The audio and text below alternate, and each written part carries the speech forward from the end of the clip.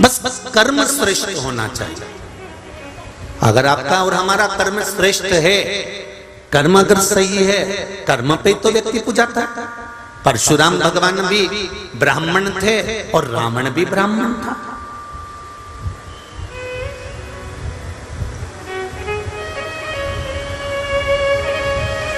रावण भी शंकर भगवान की आराधना करते थे और परशुराम भगवान भी शंकर की आराधना करते थे। बोलो सही है कि गलत है? रावण भी तप करता था और परशुराम भगवान भी तप करते थे। रावण भी साधना करता था और परशुराम भगवान भी साधना करते थे। परशुराम भगवान भी ब्राह्मण थे और रावण भी ब्राह्मण था, पर दोनों में कर्म पूजा गए। रावण ब्राह्मण था पर एक कर्म ऐसा कर गया कि चौराहे चौराहे पर उसका पुतला जल रहा है, और परशुराम भगवान ऐसा कर्म कर गए कि मंदिर के अंदर पूजा रहे हैं। ये कर्म पूजा। ब्राह्मण दोनों हैं, दोनों ब्राह्मण हैं, पर ये दोनों का जो कर्म है, ये दोनों जो कर रहे हैं, दोनों के कर्मों की प्रधानता है। एक अच्छा कर्म करे, धनुष भी लेकर गए तो राजा जनक जी के सामने शंकर के धनुष को दे दिया।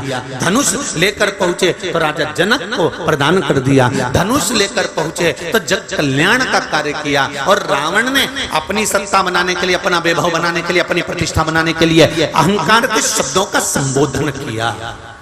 अपनी वाणी को अभिमतता से लिप्त कर कर छोड़ा।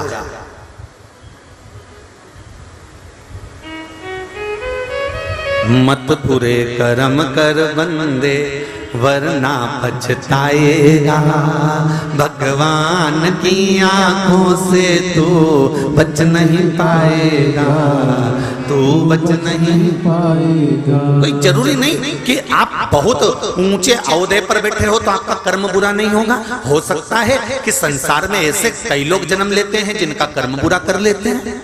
बहुत विद्वान से विद्वान भी विद्वत्ता में लिप्त होने के बाद भी कर्म बुरा कर जाते हैं। रावण में क्या कमी थी?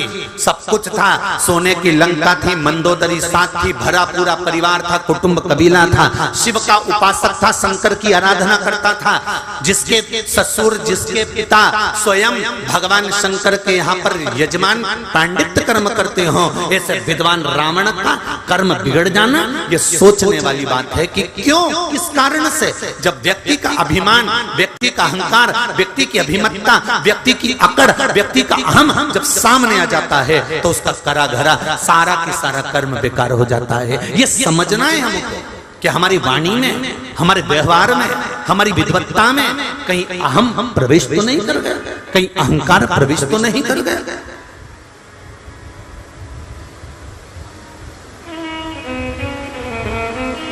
महिला मंडल के अध्यक्ष बन गए।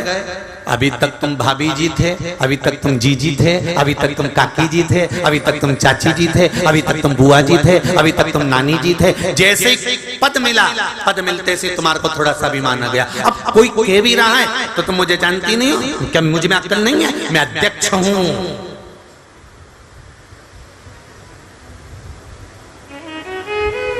क्या मुझे में विद्वत्ता नहीं है? रावण को प्रत्येक मंदोदरी ने समझाया, स्वामी सीता को वापस दे दो, इस लंका को बचा लो। रावण कहता है, तो मुझे जानती नहीं है? अभी मैं कितना विद्वान, सारे ग्रह मैंने बंधन करके रख रखे और तू मुझे समझाने चलती।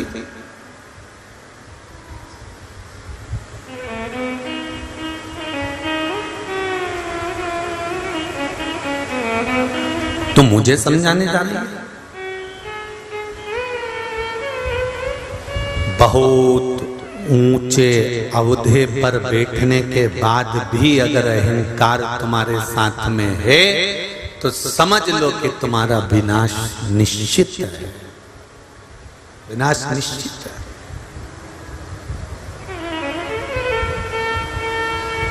कितना विद्वान था क्रौंच गंधर्व,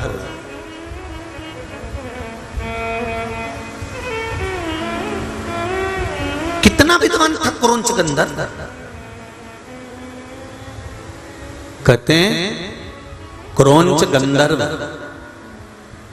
अगर कोई गलत काम करता था तो उसको रोक देता था, ए तुम क्या कर रहे हो, क्या कर रहे हो तुम।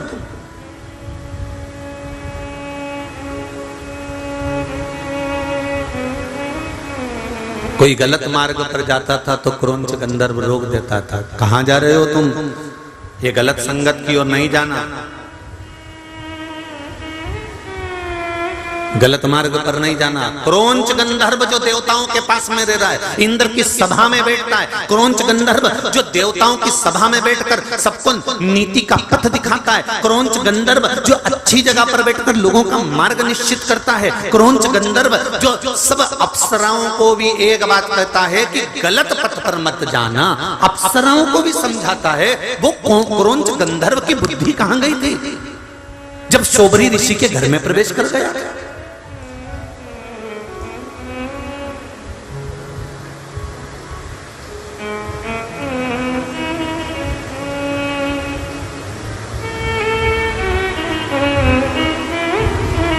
और किसके घर में गया,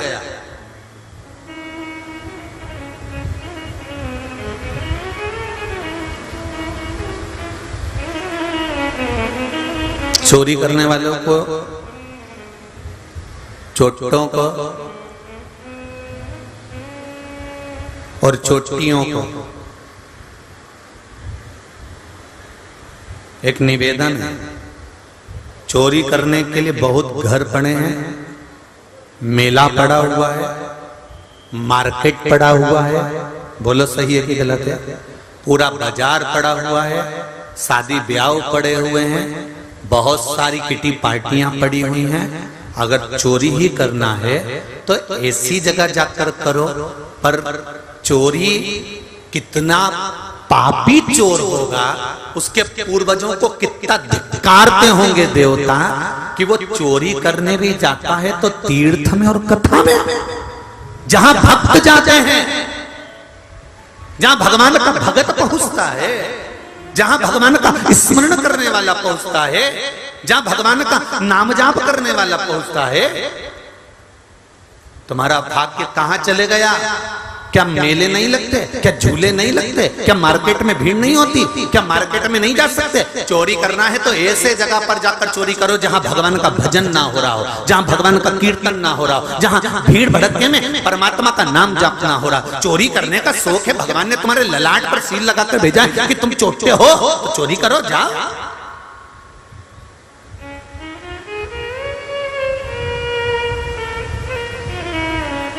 मना नहीं, पर निवेदन है। कोई गंगा नहाने के लिए गया, गंगा के घाट पर उसने कपड़े रखे, सामान रखे, किस हिसाब से बेचारा पर्स लेकर गया था, उसमें किराया था नहीं था, कितनी गड़गड़ी में, कितनी गर्दी में वो गंगा को नहाने के लिए गया कपड़े उतार कर, और तुम उसका सामान, तुम उसका बैग, तुम उसके पैसे लेकर चले गए, उसके पास किराया तक नहीं था। कितनी बद्दुआ दी होगी, कितनी बद्दुआ दी होगी। तुमने तो उसका पर्स रख लिया, तुमने तो उसकी चेन, तुमने तो उसका मंगलसूत्र, तुमने तो उसका सामान रख लिया, पर विचार करना कि भगवान के धाम में उसने कितनी बद्दुआ दी होगी। एक जन्म में तुम भोग नहीं सकते, ना जाने कितने जन्म होंगे, तो भी तुमको तड़प तड़प कर मरना पड़ेगा, तब भुगतोगे, तब मालूम। बहुत कठिन है बाबा। शिव महापुराण की कथा कहती है, एक सेठ के घर में से एक व्यक्ति ने कर्जा ले लिया था और कर्जा नहीं चुकाया था, तो उसी सेठ के घर में उसको भैंस बन के जन्म लेना पड़ा था।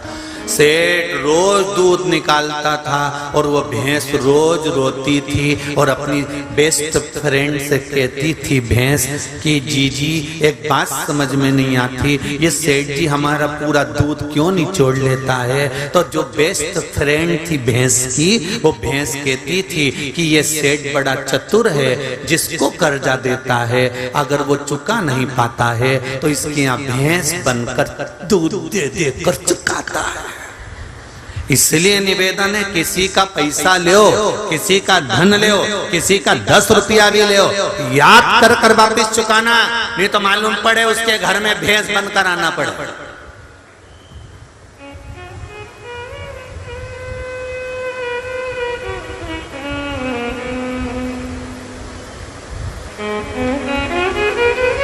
कितना भोगना पड़ता है। हमें बड़ा दुख होता है जब हम गधे को देखते हैं, हमें बड़ा दुख होता है जब हम किसी पशु पक्षी को देखते हैं, हमें बड़ा दुख होता है किसी जानवर को देखते हैं और वो जानवर भूख से बिलख रहा होता है, रोड पर चक्कर खाकर गिर रहा होता है, जब वो बैलगाड़ी को खींच रहा होता है, भूखा प्यासा वजन तोप कर जा रहा होता है, तब हमको दुख होता है। बेचारा देखो तो सही कैसा बैल है, देखो तो सही कैसा जानवर है, कैसा जीव है, उसका मालिक उसको कोड़े मार रहा है, उसका मालिक उसको रस्सी मार रहा है और वो वजन से वजन सामान को लेकर भाग रहा है, दौड़ रहा है, चल रहा है, घोड़ा चलते जा रहा है, इतना वजन तोप कर जा रहा है। हमें दुख होता है, हमें दुख होता है, पर हम समझते हैं कि हमें दुख हो रहा है उसको देखकर, पर वो दुख नहीं होना चाहिए क्योंकि उसके कर्म का दंड वो भोग रहा है, जो पूर्व में किया था उसको भोगना पड़ रहा है।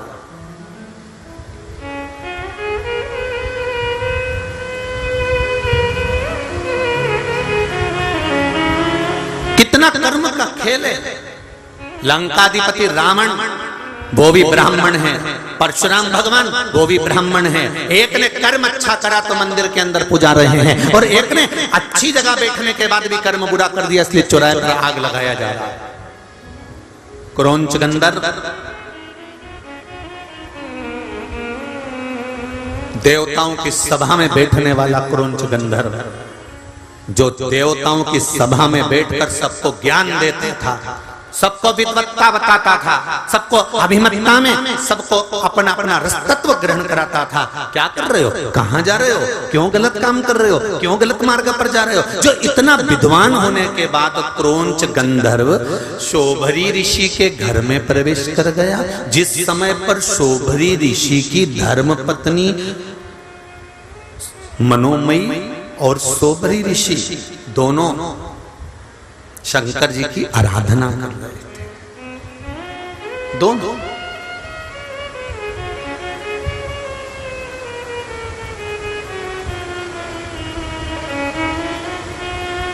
इसको नहीं मालूम था, इसको नहीं ज्ञात था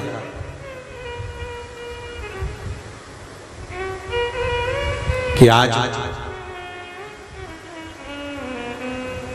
तृतीया तिथि है।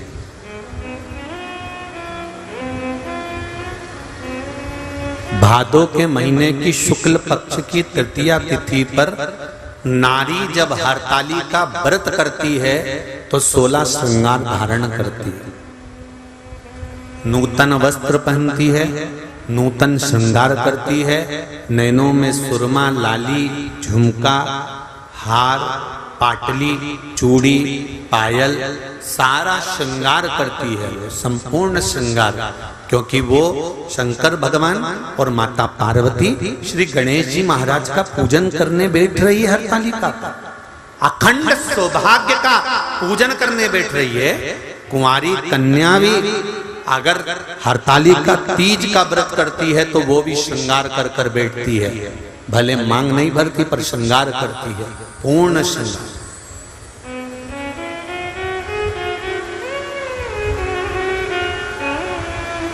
ऐसे वर को क्या वरूं जो जन्मे और मर जाए, वर वरूं मेरा सांवरा तो मेरा चूड़ा अमर हो जाए।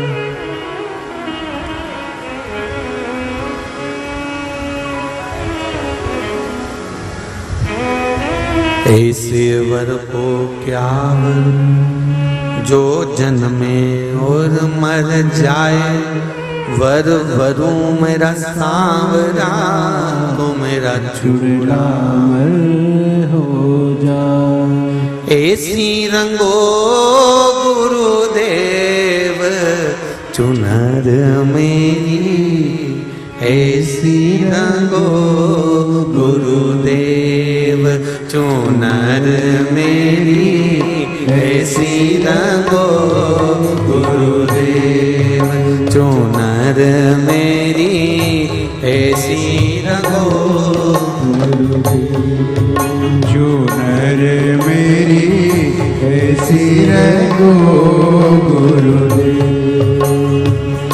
ऐसी रंगो गुरुदेव चुनर मेरी, ऐसी रंगो गुरुदेव चुनर, ऐसी रंगो गुरुदेव। सब गाइए। मोरी ऐसी रंगो गुरुदेव, चुनर मोरी ऐसी रंगो गुरुदेव चुनर मोरी ऐसी रंगो गुरुदेव।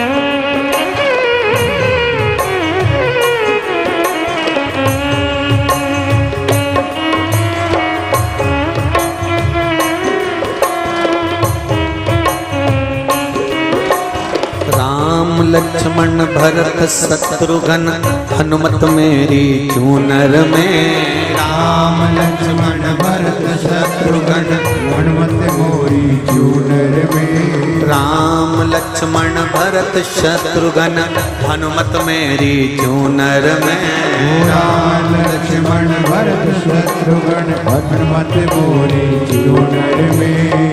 सरयू जैसी लहरा पाड़े ऐसी रंगो गुरुदेव चुनर मेरी, ऐसी रंगो गुरुदेव चुनर, ऐसी रंगो गुरुदेव चुनर मोरी, ऐसी रंगो गुरुदेव चुनर मोरी, ऐसी रंगो गुरुदेव चुनर मोरी, ऐसी रंगो गुरुदेव, ऐसी रंगो गुरुदेव चुनर मोरी, ऐसी रंगो गुरुदेव चुनर मेरी, ऐसी रंगो गुरुदेव।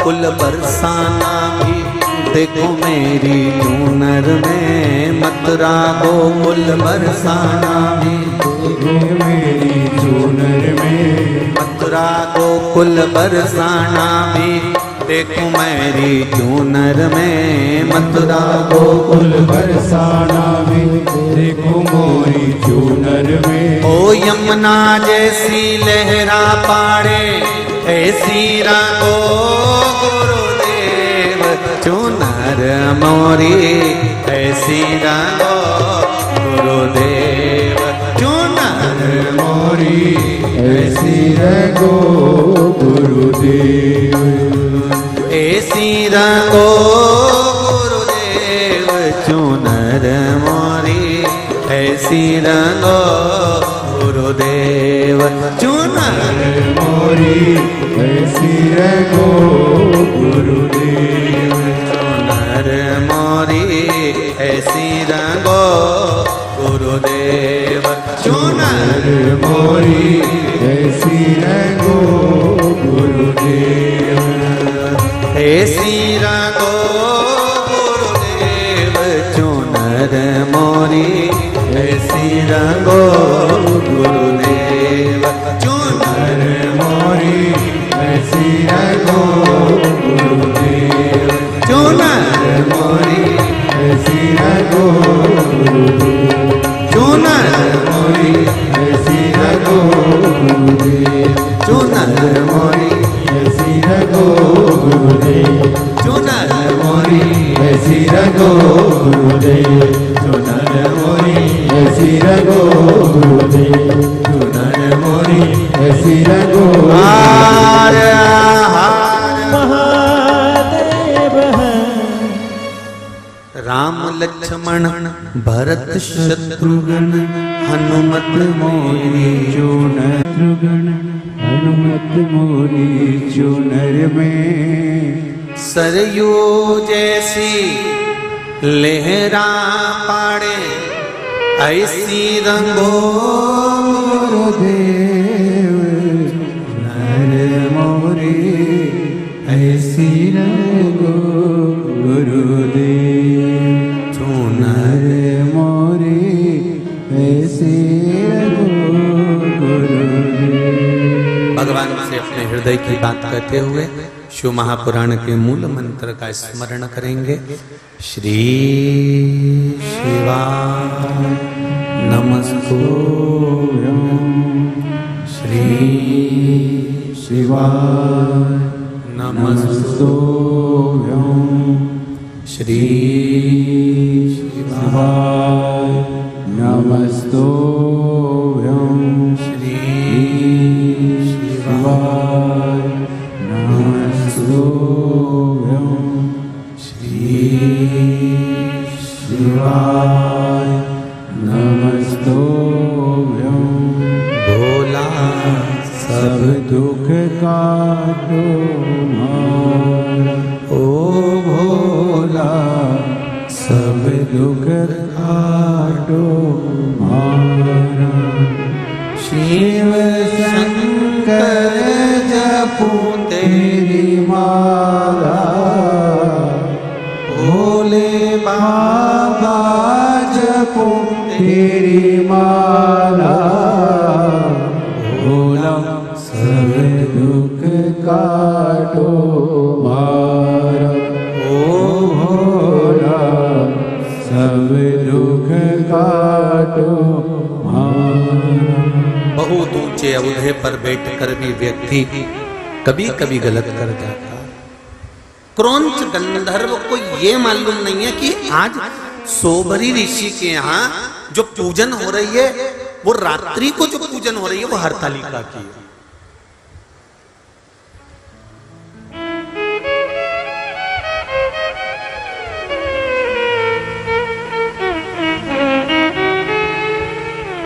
चोरों को ये नहीं मालूम पड़ता कि वो कहां चोरी कर रहे हैं, उनको तो धन चाहिए।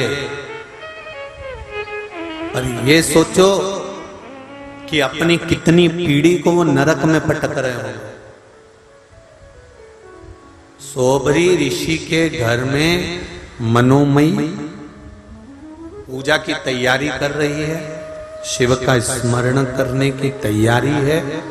और क्रौंच गंधर्व आज सबको सीख देने के बाद में, सबको समझाने के बाद में थोड़ा भ्रमण पर निकले।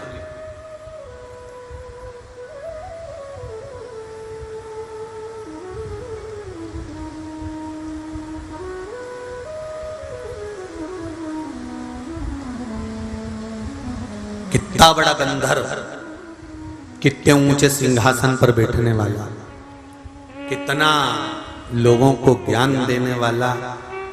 कलकत्ता में कहा था, पहले के जो कारीगर थे, जो गाड़ी सुधारते थे, वो अलग ही होते थे। उनका गाड़ी सुधारने का तरीका कुछ अलग होता है।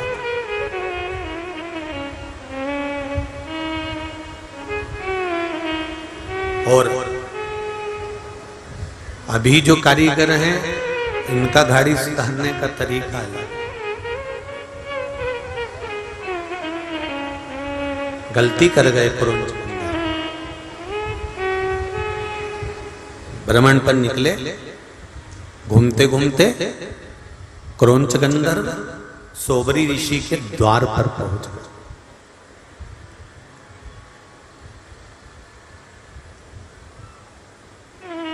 हरतालिका तीज के दूसरे दिन, तृतीया के बाद क्या आती है? जम के बोलो, जम। गणेश चतुर्थी, गणेश जी बैठे। अब स्त्री नारी पूरी रात जगी है, पूरी रात शिव की आराधना करी है, पूरी रात में 5 बार तो उसने स्नान किया है, 5 बार श्रृंगार धारण किया है, और श्रृंगार धारण कर कर पूजन कर कर भगवान शंकर की आराधना में डूबी हुई है, भजन में लगी हुई है। केवल एक काम है उसका, स्नान करना, पूजन करना, स्नान करना, पूजन करना, भगवान का भजन में तल्लीन रहना, भगवान के भजन में डूबी।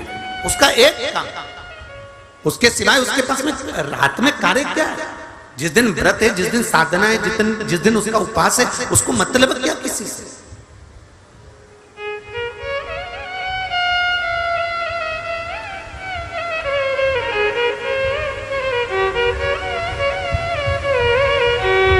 सुंदर सोबरी ऋषि ने जो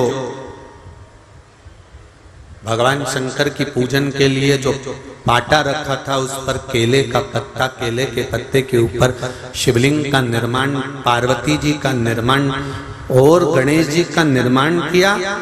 रात्रि को सुंदर फुलेरा बांध पूजन किए, बड़ा भाव से पूजन करिए। रात भर पूजन चली, पर क्या मालूम था कि इतना विद्वान जो सबको ज्ञान दे रहा है,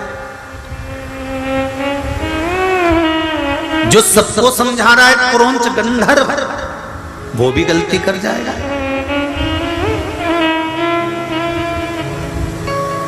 सुबह का समय,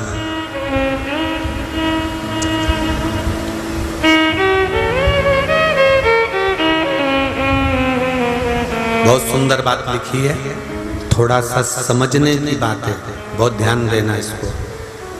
शिव महापुराण की कथा कहती है, हरतालिका व्रत के अंतर्गत जब आप सुबह ब्रह्म मुहूर्त तक पूजन कर लें, पूजन करने के बाद में भगवान का विसर्जन करने के लिए जब नदी पर, तालाब पर, जहां बहता पानी हो, जहां सुंदर जल हो, बावड़ी, तालाब, नदी, जहां विसर्जन करने के लिए भगवान शंकर का जाए, तो जिसने व्रत करा होता है, जिसने उपवास करा होता है, उसको विसर्जन तक जरूर जाना चाहिए। प्रयास।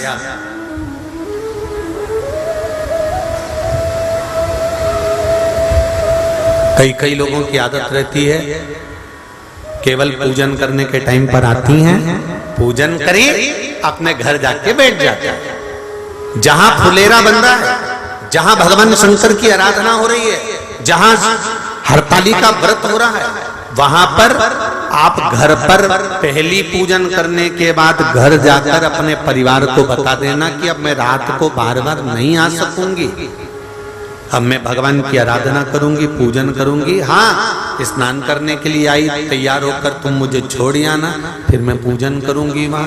वो हो सकता है आना जाना, पर थोड़ा बैठ कर सत्संग, भजन, कीर्तन, श्री शिवाय नमस्तुभ्यम या पंचाक्षर मंत्र नमः शिवाय, षडाक्षर मंत्र ओम नमः शिवाय, या भगवान का भजन वहां बैठकर करते हैं। क्रोंच गंधर्व ने गड़बड़ी कर दी, मनोमयी ने शंकर जी की आराधना करी, पूजन करी और अपने पति से कहा, स्वामी स्वामी, क्या बात है मनोमयी, एक निवेदन करना चाहती हूं, बोलिए, क्या आप शंकर भगवान का विसर्जन कर कर आ जाएंगे? हाँ, चले जाता हूं।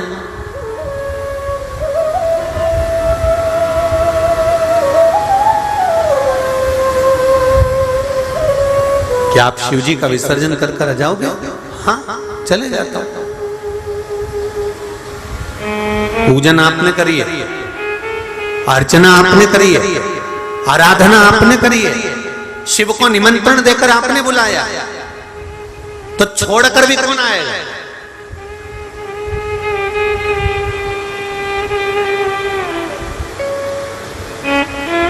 एक गलती हो गई, मनोमयी कक्ष में रह गई। शंकर भगवान को पाटे पर, जो भगवान शिव चौरंग पर पाटे पर केले के पत्ते पर बने थे, पूजन जो हुई थी, वो सोबरी ऋषि लेकर चल दिए।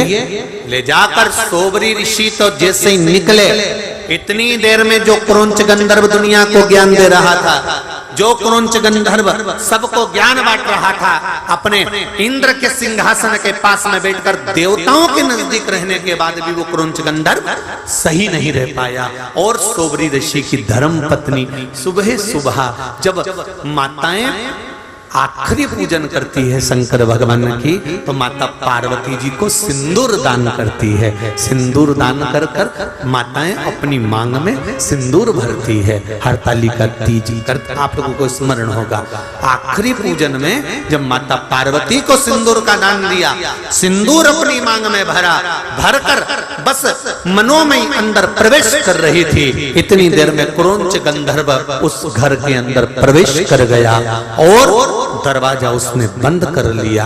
द्वार बंद करा, मनोमयी को लगा कि मेरे पति विसर्जन कर कर आए। बहुत ध्यान से सुनना जरा कथा।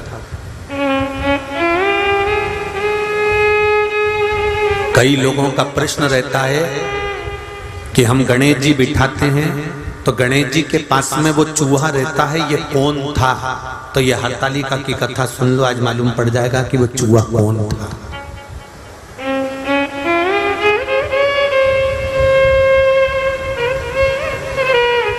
कई लोगों का प्रश्न है कि गणेश जी के साथ जो चूहा रहता है, हम गणेश जी बिठाते हैं तो चूहा साथ में रहता है, तो वो चूहा कौन था? तो उनको मालूम होना चाहिए कि चूहा कौन था, क्या गड़बड़ी कर गया था कि चूहा बन गया था, स्मरण होना चाहिए आपको।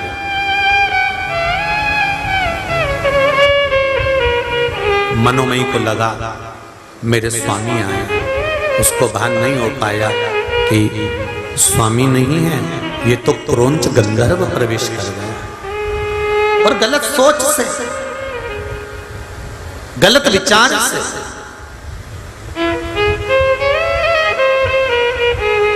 बहुत ऊंचे पद पर बैठ जाना या बहुत ऊंचे पद पर बैठकर अच्छे रह लेना, ये भगवान की कृपा से ही हो सकता है। ऊंच निवास नीच कर देख न सकल बहुत ऊंची गादी पर बैठ जाओ, बहुत ऊंचे सिंहासन पर बैठ जाओ, बहुत ऊंचे ओहदे पर बैठ जाओ, बहुत ऊंचे सिंहासन पर बैठ जाओ, और बैठने के बाद अपनी चित्त, अपनी बुद्धि, अपना विचार, अपनी वाणी, अपनी सोच सही बनाकर रख लेना बहुत कठिन बात।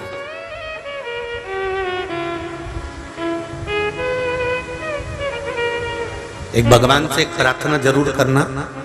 आप लोग, मैं तो निवेदन करूंगा हिंगोली वासियों से भी, आस्था चैनल पर कथा सुनने वालों से भी, फेसबुक यूट्यूब पर कथा सुनने वालों से भी निवेदन करूंगा, भगवान से प्रार्थना करना, भगवान हमें ऊंचे सिंहासन पर बिठाना, हमें ऊंची गादी देना, हमें राशि ठाड़ देना, हमें दुनिया का सारा सुख देना, पर इतनी कृपा करना कि अपनी वाणी से, अपने द्वारा हम किसी को नीचा ना दिखाएं।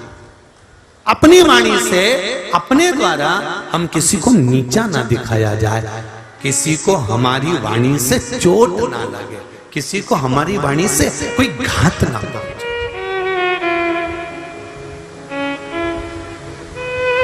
हम कई बार कथा में कहते हैं, आज फिर कह रहे हैं, आपका मन कथा में लगे तो आप कथा सुनो।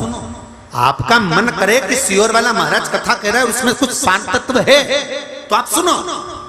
नहीं है, आपके हाथ में रिमोट है, आप टीवी बंद कर दो। बहुत सारे महाराज आ रहे होंगे, चेंज कर दो तुरंत, बटन ही तो दबाना है, महाराज चेंज, उसमें क्या दिक्कत है? और दिल करे तुम्हारा कि हाँ कथा सुनना है और इसमें से कुछ ग्रहण करना है। कथा में से अगर ग्रहण करा है तो जीवन की सार्थक। एक पत्र में आया, देखिए,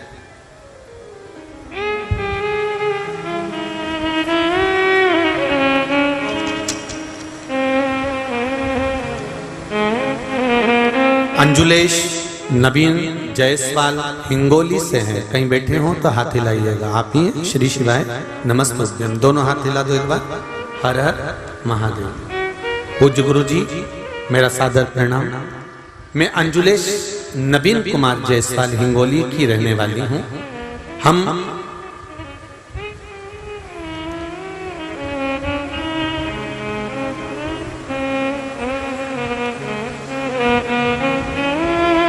नौ 5 को 2022 में कुबेरेश्वर धाम सीहोर आए थे और हमें रुद्राक्ष भी मिला था।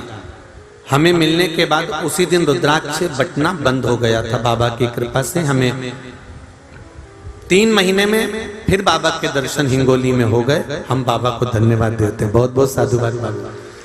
गुरुजी, मेरे देवर की पीठ में दर्द था, फिर हमने हिंगोली में ही डॉक्टर को बताया, सोनोग्राफी करवाई। उसमें मेरे देवर की एक किडनी पूरी तरह से खराब हो चुकी थी। जरा ध्यान देना कथा पर, शांति रखो बाबू, बटल ना लगेगा। डॉक्टर को बताया और सोनोग्राफी की, उसमें देवर की एक किडनी पूरी तरह खराब हो चुकी थी और दूसरी आधी खराब हो गई थी। हिंगोली के डॉक्टर ने डायलिसिस करने का बोल दिया था। उसके बाद दवाखाने में से आने के बाद हमने दूसरे डॉक्टर को भी दिखाया, बाहर भी दिखाया, तो भी उन्होंने एक ही बात कही कि इसकी किडनी बेकार हो गई है। तब हमने विचार करा क्या करा जाए। तब 1 लोटा जल, उसमें थोड़ी सी काली मिर्च का प्रयोग कर कर शिवलिंग को चढ़ाना प्रारंभ किया। उनके हाथों से जल चढ़वाते, सीहोर से जो रुद्राक्ष लेकर आए थे हमने उसको गलाकर पानी देना और उसी रुद्राक्ष को उनके गले में पहना दिया। बाबा से प्रार्थना करी, बाबा अब हम हमारे शहर के आसपास के सारे डॉक्टरों को दिखा चुके, अब लास्ट है, हम इनको नागपुर लेकर जा रहे हैं, पर बाबा आप संभाल लेना। रुद्राक्ष पहनाकर जो कुबेरेश्वर धाम सीहोर से रुद्राक्ष लाए थे वो उनके गले में डाल दिया और उनको नागपुर भेज दिया।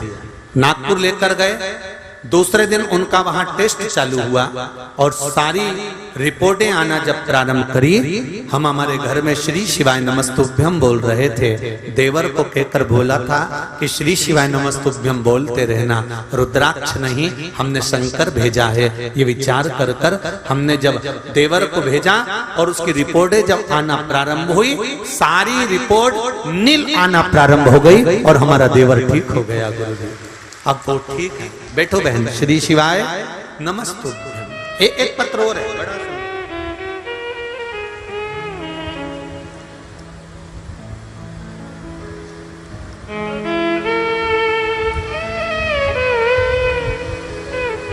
हिंगोली सात माता मंदिर के पीछे गुरुजी आपको प्रणाम। सात माता मंदिर के पीछे से हम मेरी ये पत्र जिसने लिखा है वो खड़े हो सकते हैं, हाथ हिलाइए। मेरी पोती का नाम आरोही रवि लोध है। उनकी उम्र 8 साल की है।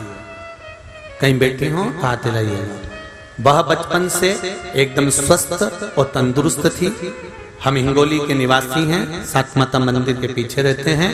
5 मार्च शनिवार 2022 को दोनों भाइयों के वाद विवाद में मेरी बच्ची को डर लग गया और टेंशन के कारण उसका चलना फिरना बंद हो गया। मेरी बेटी का शरीर आधा काम करना बंद कर दिया और रो रो के वो बेहाल हो गई। एक ही शब्द कह रही थी, मत झगड़ो, और गिर गई।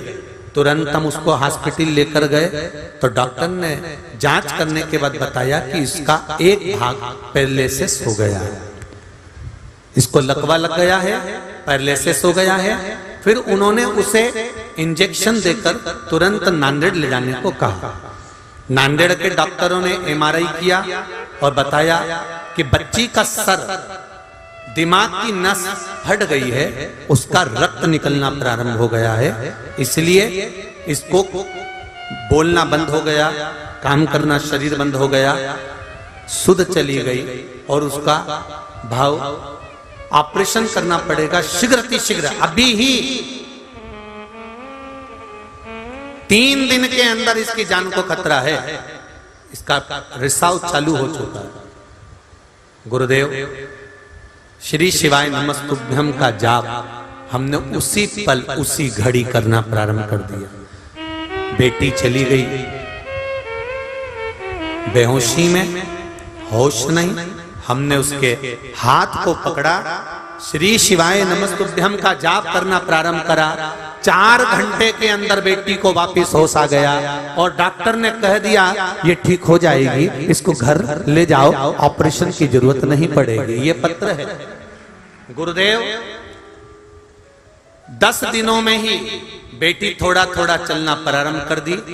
उसका जो पैरालिसिस था वो आराम लग गया। भोले बाबा की कृपा से आज हमारी बच्ची पूरी तरह से चलने बोलने लगी है, स्कूल जाने लगी है, यूनिफॉर्म आदि कादिक सब पहन कर जाती है। हमने टेस्ट पर टेस्ट करा लिए। अब हमारी बेटी पूर्ण तरह से आराम है। ऑपरेशन नहीं करने दिया बाबा ने। ये शिव है। उस बेटी का फोटो भी लगाया, देखिए। जो आस्था चैनल पर कथा सुन रहे हैं, फेसबुक यूट्यूब पर सुन रहे हैं,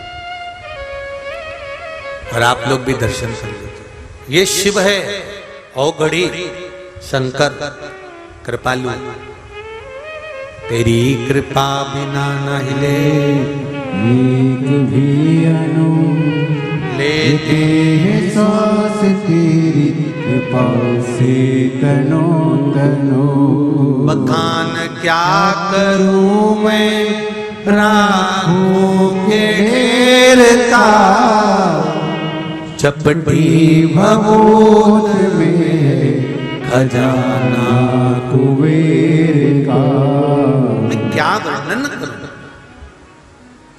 समझने वाला नहीं समझ सकता कि शिव ऐसा क्या है।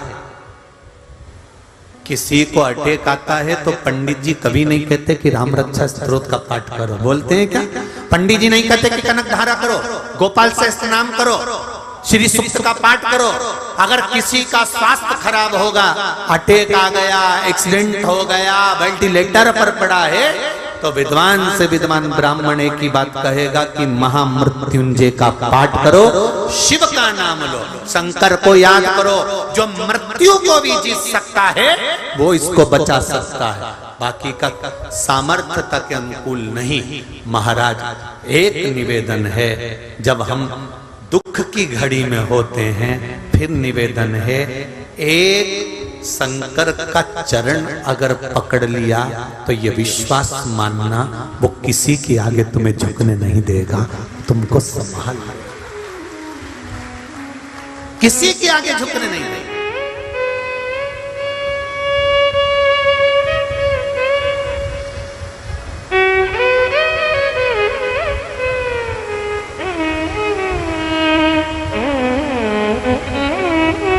एक पति नौकरी करता था, उसकी नौकरी छूट गई।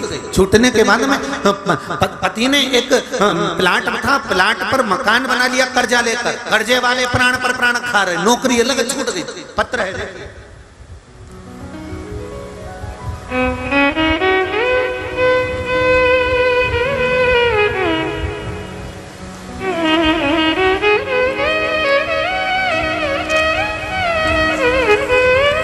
शरद महादेव व्यवहारे परभणी महाराष्ट्र से पत्र देखिए, उन्होंने लिखा है, मेरा नाम शारदा महादेव व्यवहारे, मैं परभणी महाराष्ट्र से आई हूं। कहीं बैठी हो तो हाथ हिलाइएगा। महाराज, पिछले साल महीने में परिवार बहुत परेशानियों में हो गया था गुरुदेव। मेरे पति की नौकरी छूट गई और हमने छोटी सी जगह ले ली थी जिसपे बैंक से कर्जा लेकर मकान बनवा लिया। गुरुदेव, नौकरी की समस्या आ गई, पति बहुत मानसिक टेंशन में रहने लगे, गुजर बसर का भी दुख हो गया, भोजन के लाले हो गए, मकान बेचने की कतार पर आ गया। गुरुदेव, बड़ा फैसला लेने को मेरे पति ने कह दिया कि अब ये मकान बनाया है, अपन इसको बेच देते हैं, बेचकर कर्जा चुका देंगे, नौकरी नहीं भी है तो कहीं से गुजारा तो चल जाएगा। फैसला लेकर एक तरफ मकान था, दूसरे तरफ पति का टेंशन था कि ये बीमार ना पड़ जाए। तो हमने भी कह दिया ठीक है, मकान को बेच दो, और मकान बेचने का फैसला किया गया। तभी आपकी और आपके शिव महापुराण के बारे में मेरी सहेली ने कहा, उसे सुन और सुनकर टीवी के सामने ही भगवान से प्रार्थना कर और जो उपाय बताए वो कर। तभी आपने पार्थिव शिवलिंग का निर्माण करवाया, जो इंदौर से पार्थिव शिवलिंग का निर्माण आप लोगों ने भी करा होगा। श्रावण के शिवरात्रि पर जब निर्माण करवाया तब हमने उस पार्थिव शिवलिंग का निर्माण किया और बाबा की कृपा ऐसी हुई गुरुदेव कि मेरे पति को उस पूजन करने के तीसरे दिन ही जॉब लग गया और हमारा मकान बिकने से बच गया। ये शिव है, ये शंकर है। शंभु शरणे मांगो घड़ी रे घड़ी, दुख काटो दया करी न दर्शन आओ। आपने दिल से अगर उसको पुकारा है, आपने दिल से उसको आमंत्रित करा है, आपने दिल से उससे कोई बात कही है, आप बैठकर अपने चित्त की बात, अपने मन की बात, अपने हृदय की बात उससे कहो तो तुम दुनिया से कहकर हल्के हो जाते हो, पर उससे नहीं कह पाते। भोलेनाथ, मेरी बेटी की शादी करा दो। शंकर भगवान बोले, बेटी तेरी तो मैं काहे को शादी कराऊं? जब तू वहां पर भी मेरा तेरा कर रही है, मंदिर में बैठकर भी, मंदिर में बैठकर भी कर रही है कि मेरी बेटी की शादी करा दो, तुम्हें वहां बोलना चाहिए, भोलेनाथ आप ही की दी हुई पुत्री है, आप ही की है, और जैसे अशोक सुंदरी का विवाह करा था आपने, मेरी बेटी आपकी है और आपको इसका विवाह करना है। शिव जी कहे जब मेरी है तो टेंशन मत कर, निपटा दूंगा 3 महीने में ही। जा, जहां तेरा अहंकार आ जाता है, मैं और मेरा आ जाता है, अभिमान के शब्द आ जाते हैं, अभिमत्ता की वाणी आ जाती है, वहां से भगवान दूर हो जाता है। जहां रावण शंकर भगवान की आराधना करते थे, रावण शंकर भगवान की आराधना में लगा रहता था, पर रावण जब अहंकार की बात करता था, मैं लंकेश हूं, तो भगवान शंकर बहुत दूर हो जाते थे।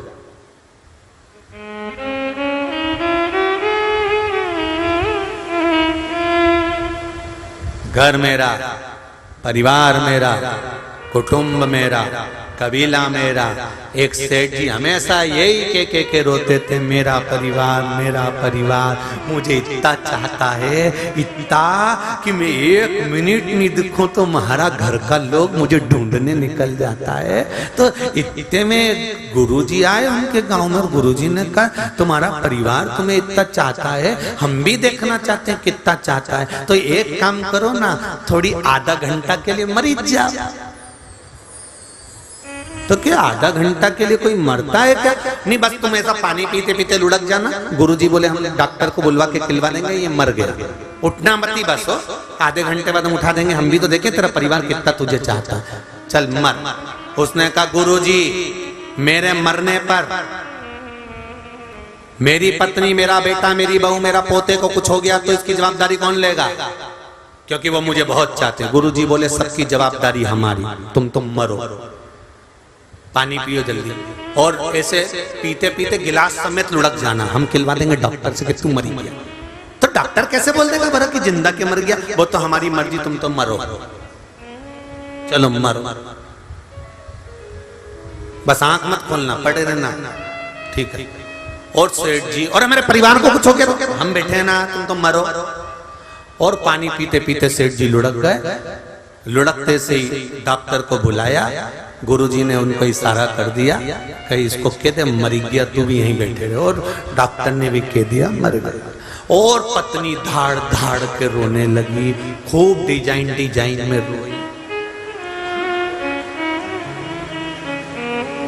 खूब, सारा घर का लोग रोया, खूब रोई। महाराज सेठ चले गया, खूब धाड़ धाड़ के रोई, मुझे तो बोलते एक बार मैं भी तुम्हारे साथ चल जाती, मेरे को अकेली छोड़ गए, खूब रोया। गुरुजी बोले सेठानी मत रो, क्यों रो रही है, मेरे को बताया था करिए, मेरे को अकेला छोड़ गए। इतने में गुरुजी ने झोली में से पुड़िया निकाली, पुड़िया निकाल कर कहा सेठानी इस पुड़िया में एक ऐसी चीज है, तू खाएगी तू मर जाएगी और सेठ जी जिंदा हो जाएंगे, ले खा ले।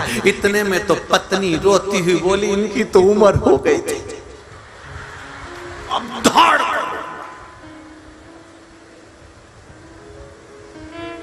इनकी उम्र हो गई थी। सेठ जी उठने वाले थे, इतने में गुरुजी ने चिमटा खोल दिया, पड़े रहे चुपचाप। सेठ जी मन में सोचे अभी 3 दिन पहले तो कह रही थी तुम अभी तक ऐसे लगते हो बिल्कुल युवान जैसे, और अब क्या करी उम्र हो गई। छोरा रो रहा था, तू क्यों रो रहा? मेरे पापा चले गए, पिताजी चले गए, तू क्यों रोता? ले बूटी तू खा, तू खाएगा तू मर जाएगा, तेरा पिता जिंदा हो जाएगा। छोरा रोते रोते बोला पिताजी कह रहे थे सारा काम अब तुझे ही संभालना है, इसलिए इनको आराम से जाने दो।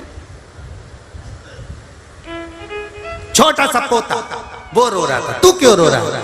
मेरे दादाजी मर गए, तो रोने की क्या जरूरत है? अब मुझे कुरकुरा कौन दिलाएगा, चाउमीन खिलाने कौन ले जाएगा? भगर, भगर बोलते कि भग गया, बगर भगर जो वो कौन खिला? तो तू क्यों रोता? ले ये बूटी तू खा ले, तू मर जाएगा, तेरा दादा जिंदा हो जाएगा।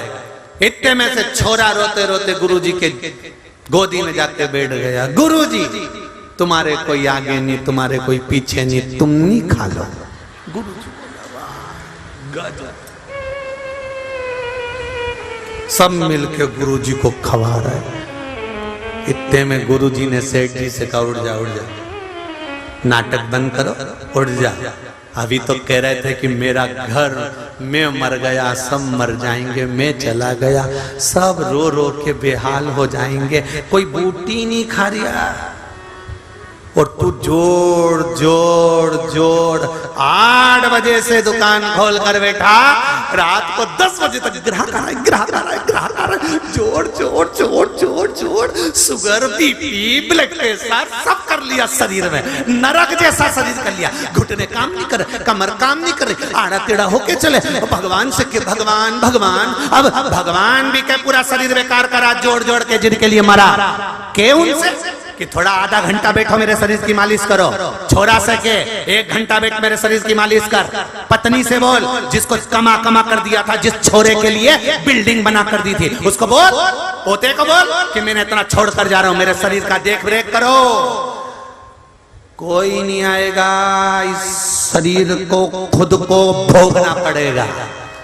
अकेले आए थे भेरू, अकेले ही जाओगे, कोई काम नहीं आएगा, न जगदम्बा न चंद्रघंटा, किसी काम की नहीं। इसलिए निवेदन है अपने कर्म का दंड अपने को भोगना है, कोई दूसरा नहीं भोगेगा। ये तो खजूर वाली चोटी बन तुम अच्छे से रहो, अपने कर्म का भोग भोगना। इसलिए प्रतिदिन शिव महापुराण की कथा 2 बजे से 5 बजे तक आती है, कभी 1 बजे से 4 बजे तक आती है। अपने जीवन की सार्थकता को सिद्ध करिए और बन सके तो 1 लोटा जल शंकर को चढ़ाना प्रारंभ करो अपना जीवन संवारने के लिए।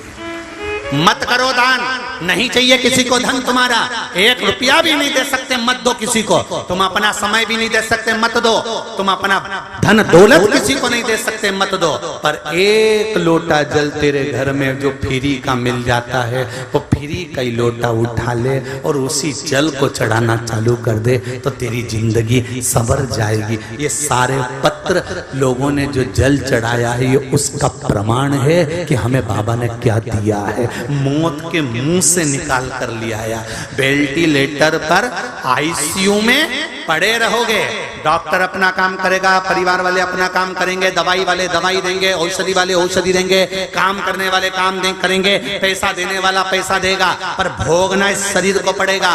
वेंटिलेटर पर पड़े रहोगे, आईसीयू में पड़े रहोगे, घर के लोगों को 24 घंटे अंदर नहीं रहने देंगे। रहने देते क्या?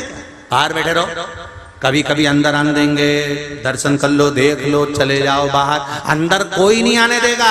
तब अंदर कौन रहेगा? शिव महापुराण की कथा कहती है जो तुमने 1 लोटा जल चढ़ाया है तुम्हारे पलंग पर वो शंकर बैठा मिलेगा, हर पल हर घड़ी हर क्षण मिलेगा, वो शिव मिलने वाला। अकाल मृत्यु वो मरे जो काम करे चंडाल का, काल उसका क्या बिगाड़े जो भक्त हो महाकाल का। अपना समय निकालो, भगवान शंकर को 1 लोटा जल।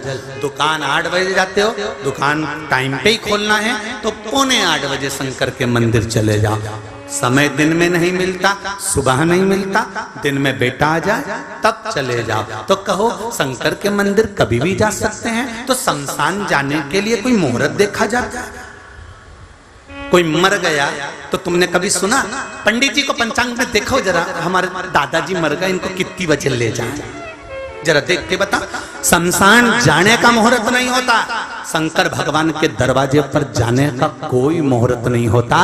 शिव जी कहते हैं जिंदगी भर मुहूर्त देखने वाला भी अंत में बिना मुहूर्त के चला जाता है। कोई मुहूर्त शंकर के पास का नहीं होता। शंकर तो अड़भंग बैठा है, कैलाश पर्वत में दरवाजा नहीं है। तुमने कभी सुना कि कैलाश पे दरवाजा, इधर से जाना दरवाजा है, उधर से जाना? भगवान के बैकुंठ में दरवाजा है, इंद्र लोक में दरवाजा है, ब्रह्म लोक में दरवाजा है, सारे लोक में दरवाजा मिलेगा, गौलोक में दरवाजा मिलेगा, पर कैलाश पर्वत पर दरवाजा नहीं मिलेगा, क्योंकि शंकर जी के पास दरवाजे का काम ही नहीं है। वो कहता है कपाट के चक्कर में झंझट हो, इसलिए दरवाजे का काम नहीं। तुम्हारी मर्जी पड़े जब आ जाना, 1 लोटा पानी चढ़ाओ, अपने घर चले जाना, बाकी का मैं सब निपट लूंगा, तुम तो हाजिरी भरो, रिजल्ट में दे दूंगा। क्यों टेंशन कर?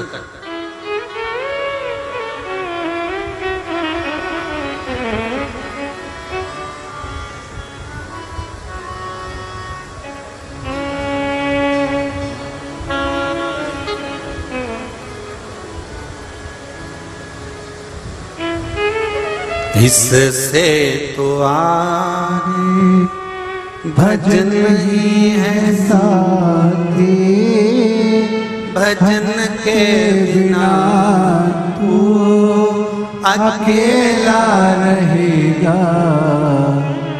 रे मन मुसाफिर, अरे केवल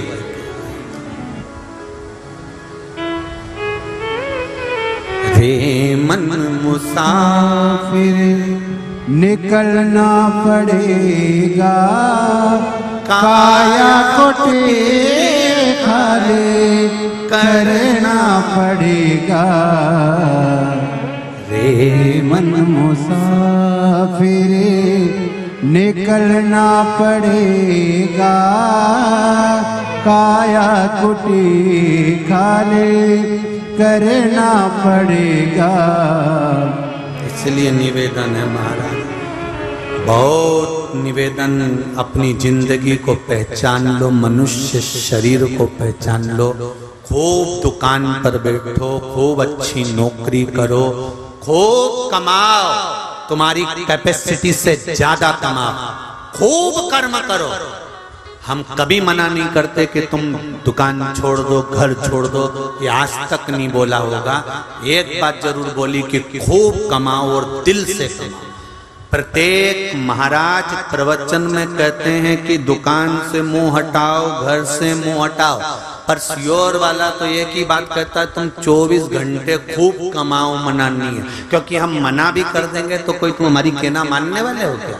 तो हम क्यों मना करें, फालतू का झंझट में पड़े। तुम तो खूब कमाओ, तुम्हारी कैपेसिटी से ज्यादा कमाओ, पर अपनी कमाई का थोड़ा सा भाग अपने शरीर पर भी खर्च करो, क्योंकि ये रहेगा तो ही तो आनंद ले पाओगे जिंदगी का। अगर यही नहीं तो जिंदगी कैसे जियोगे साहब? अपने ऊपर खर्च करो, थोड़ी बादाम बादाम। कभी कभी दुकान पर भी जूस बुलवा लिया करो। तुम जूस इसलिए नहीं बुलवाते क्योंकि वहां पे 3-4 नौकर भी रहते हैं, इस चक्कर में तुम जूस नहीं पी पाते, और तुम जूस नहीं पी पाते तो नौकर तुम्हारा जूस निकाल कर पी जाते हैं। इसलिए निवेदन, कोई दिक्कत नहीं, 3 नौकर हैं तो 3 गिलास उनका भी बुलवाओ, वो भी तो काम करते हैं, कोई बात नहीं। अरे गुरुजी इतना खर्चा हो जाएगा, कोई बात नहीं। शिव कथा कहती है जितने हमारे यहाँ काम करते हैं उतनों के भाग्य का शंकर खुद देते चले जाता है। आप क्या टेंशन लेना।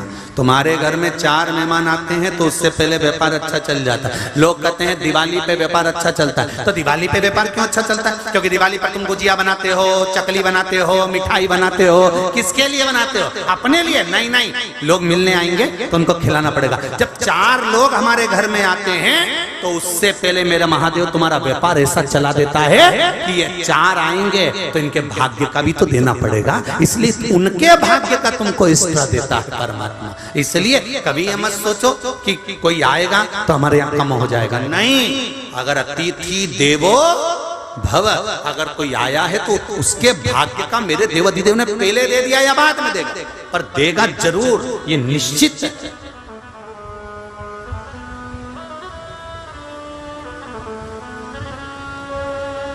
चलो एक अंदाजा लगाना। पहले घर में बेटा था, माता पिता था, छोटा सा मकान था। बोलो सही है कि गलत है? छोटा सा मकान। अब बेटे की शादी करना है तो क्या विचार करा? थोड़ा सा मकान तो, अरे बोलो जम के बोलो, बड़ा होना चाहिए। बहू आने से पहले मकान बड़ा हुआ कि नहीं हुआ? एक कमरे की व्यवस्था तुमने करी कि नहीं करी कि बेटा इस कमरे में रहेगा? सोचो, अभी तो वो आई नहीं है, केवल पक्का संबंध करा है। तो किसी ने कह दिया बहू का पांव अच्छा है। बहू का पांव अच्छा नहीं है, जो हमारे घर में बढ़ता चले जाता है मेरा महादेव उसके भाग्य का देता चले जाता है। जो बढ़ेगा वो देगा। फिर किसी ने कहा हमारे दादाजी थे, जब हमारे यहाँ खूब धन था, दादाजी गए तो धन चले गया। मतलब अगर भगवान किसी के भाग्य का दे रहा है तो जो चला गया, अब तुम्हारे यहाँ से जो नौकर चले जाएगा तो उसकी तनख्वाह थोड़ी ना तुम दोगे, तो जो गया उसका हिस्से का देना महादेव ने बंद कर दिया कि अब इसके हिस्से की चाय नहीं दूंगा, इसके हिस्से का खाना नहीं दूंगा। जो आ रहा है उसके हिस्से का दे रहा है, जो चला गया उसके हिस्से का भी चला गया। तो क्यों दुख मना? क्रोंच गंधर्व ने ये गलती कर दी और क्रोंच गंधर्व अंदर प्रवेश कर गया, दरवाजा लगा दिया। इतना विद्वान था क्रोंच गंधर्व, कितनी विद्वत्ता क्रोंच गंधर्व में भरी थी। अप्सराओं को ज्ञान देता था, दूसरों को ज्ञान देता था, दूसरों को समझाता था। फिर इसकी बुद्धि कहां गई? इसका विवेक कहां गया जो दूसरे को नीचा दिखा रहा? अगर आपको भगवान ने कोई औधा दिया है, अगर भगवान ने आपको गादी दी है, भगवान ने आपको कुर्सी दी है, भगवान ने आपको किसी अच्छे पद पर बिठाया है, तो इस वाणी से, इस शरीर से अपने द्वारा किसी को नीचा मत दिखाना। अपने द्वारा बन सके तो सबकी बड़ाई करना, सबकी प्रसन्नता करना। सर्वे भवन्तु सुखी नहा, सब सुखी रहें, सब आनंद में रहें, सब खुश रहें। ये जीवन का एक लक्ष्य होना चाहिए।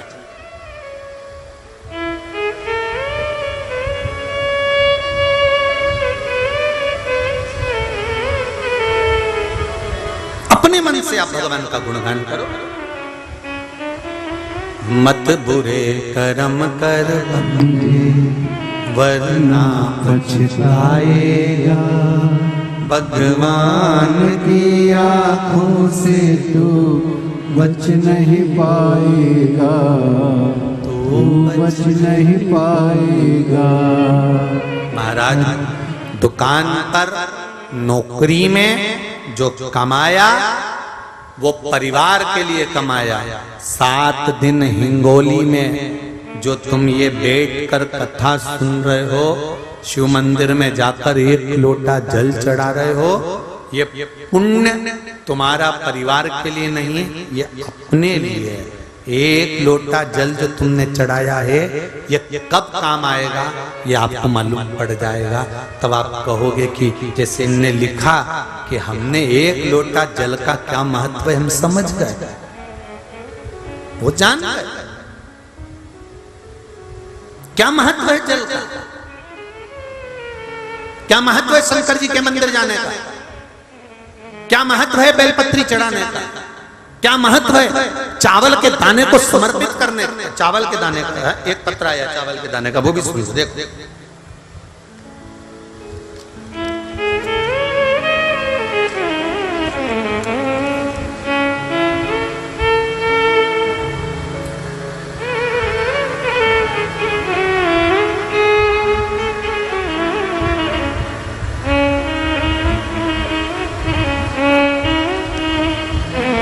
श्रीमती माया रतनलाल शर्मा, मैं नासिक से हूं, कहीं बैठी हूं तो हाथ हिलाई लगा। गुरुदेव, आपने 108 अखंड चावल का वर्णन करा। 108 अखंड चावल बेलपत्र रोज शिव जी को चढ़ाती हूं। भगवान शिव की कृपा से, बाबा की दया से गुरुदेव, मेरा विवाह जिस घर में हुआ वहां गरीबी बहुत थी। गुरुदेव, मेरे जाने के बाद मैंने अपने पति को कहकर 108 चावल का दाना शंकर को चढ़वाना प्रारंभ करा और हमने भी चढ़ाया। बाबा, गुरुजी, क्या वर्णन करूं शिव का, क्या बखान करूं। बाबा की कृपा से चावल का दाना लेकर आप कहते हो 1 चावल का दाना शिव जी को चढ़ाओ, क्या मिलता है गुरुदेव। मेरे जिस घर में शादी हुई वहां पर कुछ भी नहीं था। टीन का मकान, छप्पर डला हुआ। बाबा की कृपा से मकान 3 मंजिल का, 10 से 12 नौकर, ट्रक, गाड़ी, सब मेरे बाबा ने मुझको केवल चावल चढ़ाने से दे दी है। ये शिव है, ये शंकर है, ये ओघड़ी है।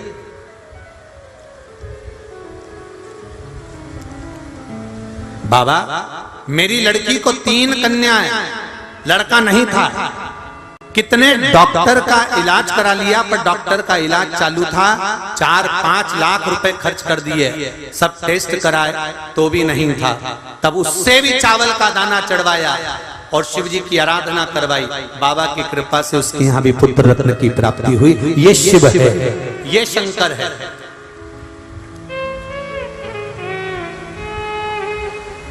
शिव की कृपा से हम नासिक में हैं। भगवान शंकर की नगरी है जहां शिव की आराधना करते हैं। ये ओघड़ी है मेरा शंकर, मेरा दयालु, मेरा दातार कोई साधारण नहीं हो सकता।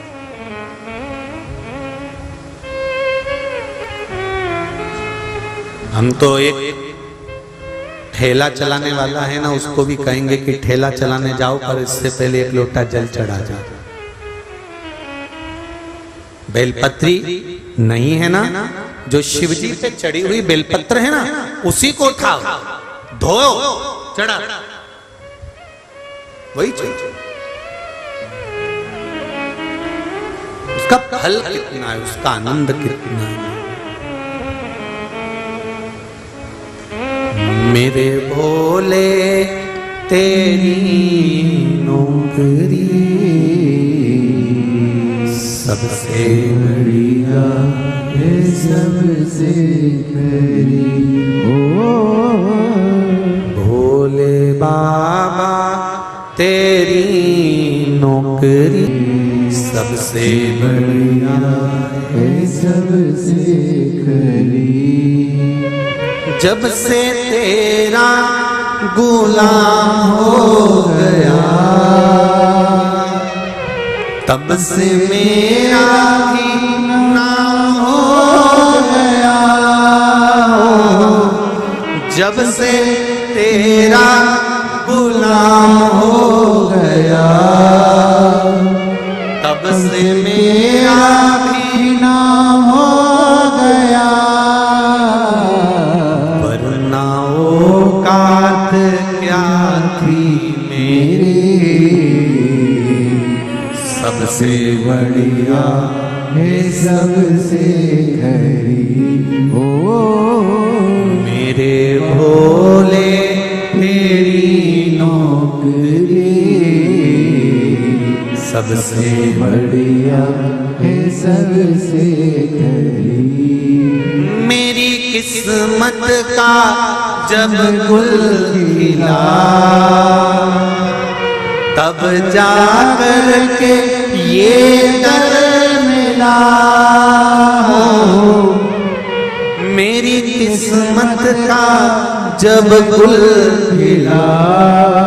हिंगोली वालों, ये लाइन आप लोगों के लिए, अग्रवाल परिवार, ये लाइन आप लोगों के लिए जो जजमान बने हैं 7 दिन के प्रतिदिन पूजन के, ये लाइन आपके लिए। मेरी किस्मत का जब गुल खिला, तब जा कर के ये दर मिला। मिल गई मुझको चौखट तेरी सबसे बढ़िया है, सबसे खरी। ओ मेरे भोले तेरी नौकरी सबसे बढ़िया है, सबसे खरी। ये उसकी कृपा से, उसकी दया से, उसकी उदारता से। हिंगोली वालों ने भी नहीं सोचा होगा कि शिव महापुराण की कथा वो भी सावन भादो के महीने में यहाँ श्रवण करने को मिल जाएगी। सोचा नहीं होगा, पर कहीं पुण्य इकट्ठा हुआ होगा तो हो गई महाराज। ये शिव खूब तिजोरी का माल लुटाया है। ये शिव महापुराण की कथा नहीं है, ये कुबेरेश्वर बाबा की तिजोरी का माल है। सीहोर से हम आते हैं कुबेरेश्वर धाम से, तो अकेले नहीं आते, हमारा बाबा स्वयं अपनी तिजोरी खजाना लेकर चलता है। जिसने 7 दिन में बटोर लिया, जो रह गया वो रह गया। जिसने बटोरा वो 3 महीने में देख लेगा कि क्या क्या मिल गया। जो रह गया वो रह गया जो रह गया। हिंगोली के बाहर से ढेर लोग कथा सुनने आ रहे हैं। हाथ उठाओ रे जो हिंगोली के बाहर के, जरा निगाह उठा के देखिए कितने लोग बाहर से, हिंगोली के बाहर से जो कथा सुनने आए उनको देख लो, रख लो। अब जो हिंगोली के हैं वो हाथ उठा लो जरा, ये देखो। अब जरा विचार करिए, धरिए। श्री शिवाय नमस्तुभ्यम। 2-5 हजार रुपए का डीजल भी लगाया होगा, ड्राइवर भी करा होगा, गाड़ी भी लाए होंगे, 2-3 घंटे चलकर रास्ते से यहाँ तक आए होंगे। भूखे प्यासे कैसे कैसे रहे होंगे। वो तो यहाँ पर संस्थाओं ने बहुत सेवा कर रखी है, उनको बहुत बहुत धन्यवाद है। बहुत सेवा करी है महाराज। श्री गजराज बाबा गणेश मंडल ने, श्री उड़ावा फ्रेंड्स क्लब ने, श्री विशाल व्यायामशाला ने, तुलसी मानस मंडल, हिंदू हृदय सम्राट बाला साहेब ठाकरे व्यायामशाला ने, हनुमान व्यायामशाला ने यहाँ बहुत व्यवस्था कर रखी है।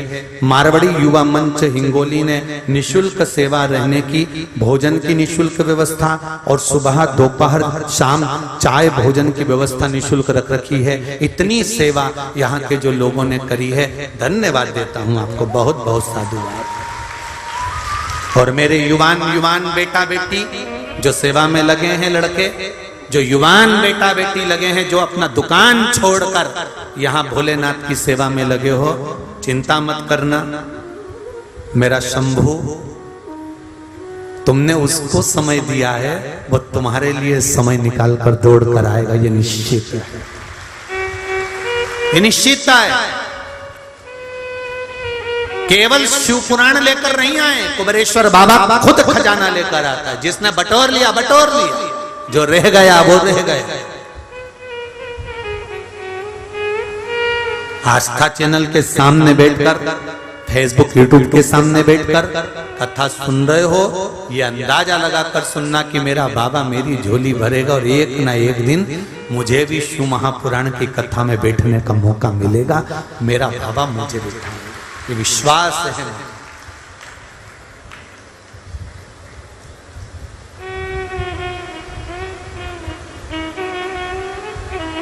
आज उड़ीसा से भी कुछ लोग कथा सुनने के लिए आए हैं। यहाँ उड़ीसा से जो आए हैं, कहाँ बैठे बाबा? उड़ीसा वाले खड़े हो जरा, कहाँ बैठे? आप ही हैं? श्री शिवाय नमस्ते। बैठिए बैठिए, बाबा के कृपा। श्री शिवाय नमस्ते। उड़ीसा से भी लोग कथा को स्मरण करने के लिए यहाँ पधारे। शिव शंकर की कृपा, करुणा, उदारता। क्रौंच गंधर्व जो अच्छी जगह पर बैठता था, क्रौंच गंधर्व जो ऊंचे स्थान पर बैठता था, क्रौंच गंधर्व जो इंद्र के पास बैठता था, क्रौंच गंधर्व जो इतनी बड़ी बड़ी बातें कर कर ज्ञान उपदेश देता था, वो क्रौंच गंधर्व ही आज मनोमयी का स्वरूप देखकर, सुंदरता देखकर उनके घर में प्रवेश कर। देखिए,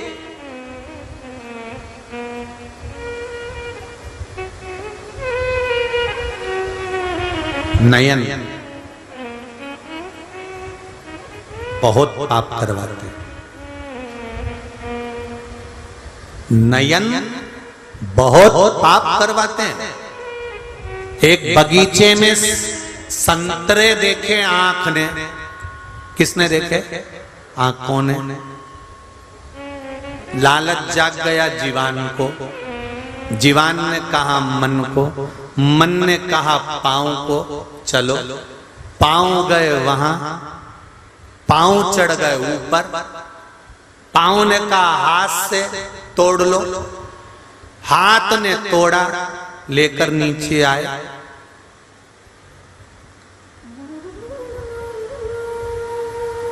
खाए, आंख को क्या मिला? बोलो तो जम के। कुछ नहीं। माली आ गया, पकड़ा, पीठ पर डंडे डंडे मारे। बताओ, देखी थे इसने, कहा इससे, इसने पांव से, पांव ने हाथ को, हाथ तोड़कर लाया। जीवान को संतुष्टि मिल गई, पेट में संतरा गया, मार पीठ को पड़ गई और रो।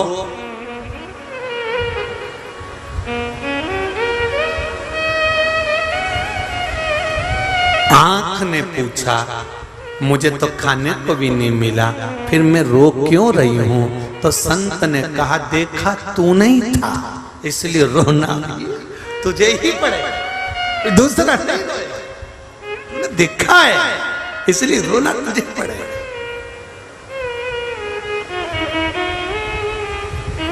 दूसरा नहीं रोएगा साहब, रोना तुझे पड़ेगा। और रोए, शिव पुराण कर रही है। क्रौंच गंधर्व इतना विद्वान होने के बाद गलती कर गया और पहुंच गया मनोमयी के कक्ष में। जैसे ही मनोमयी के कक्ष में गया, मनोमयी को तो लगा कि मेरे पति शंकर भगवान का विसर्जन करने गए थे, आ रहे होंगे। रात भर की जगी हुई मनोमयी नैनों में नींद सा समा रहा था, बैठी थी। और क्रोंच दरवाजा बंद करे।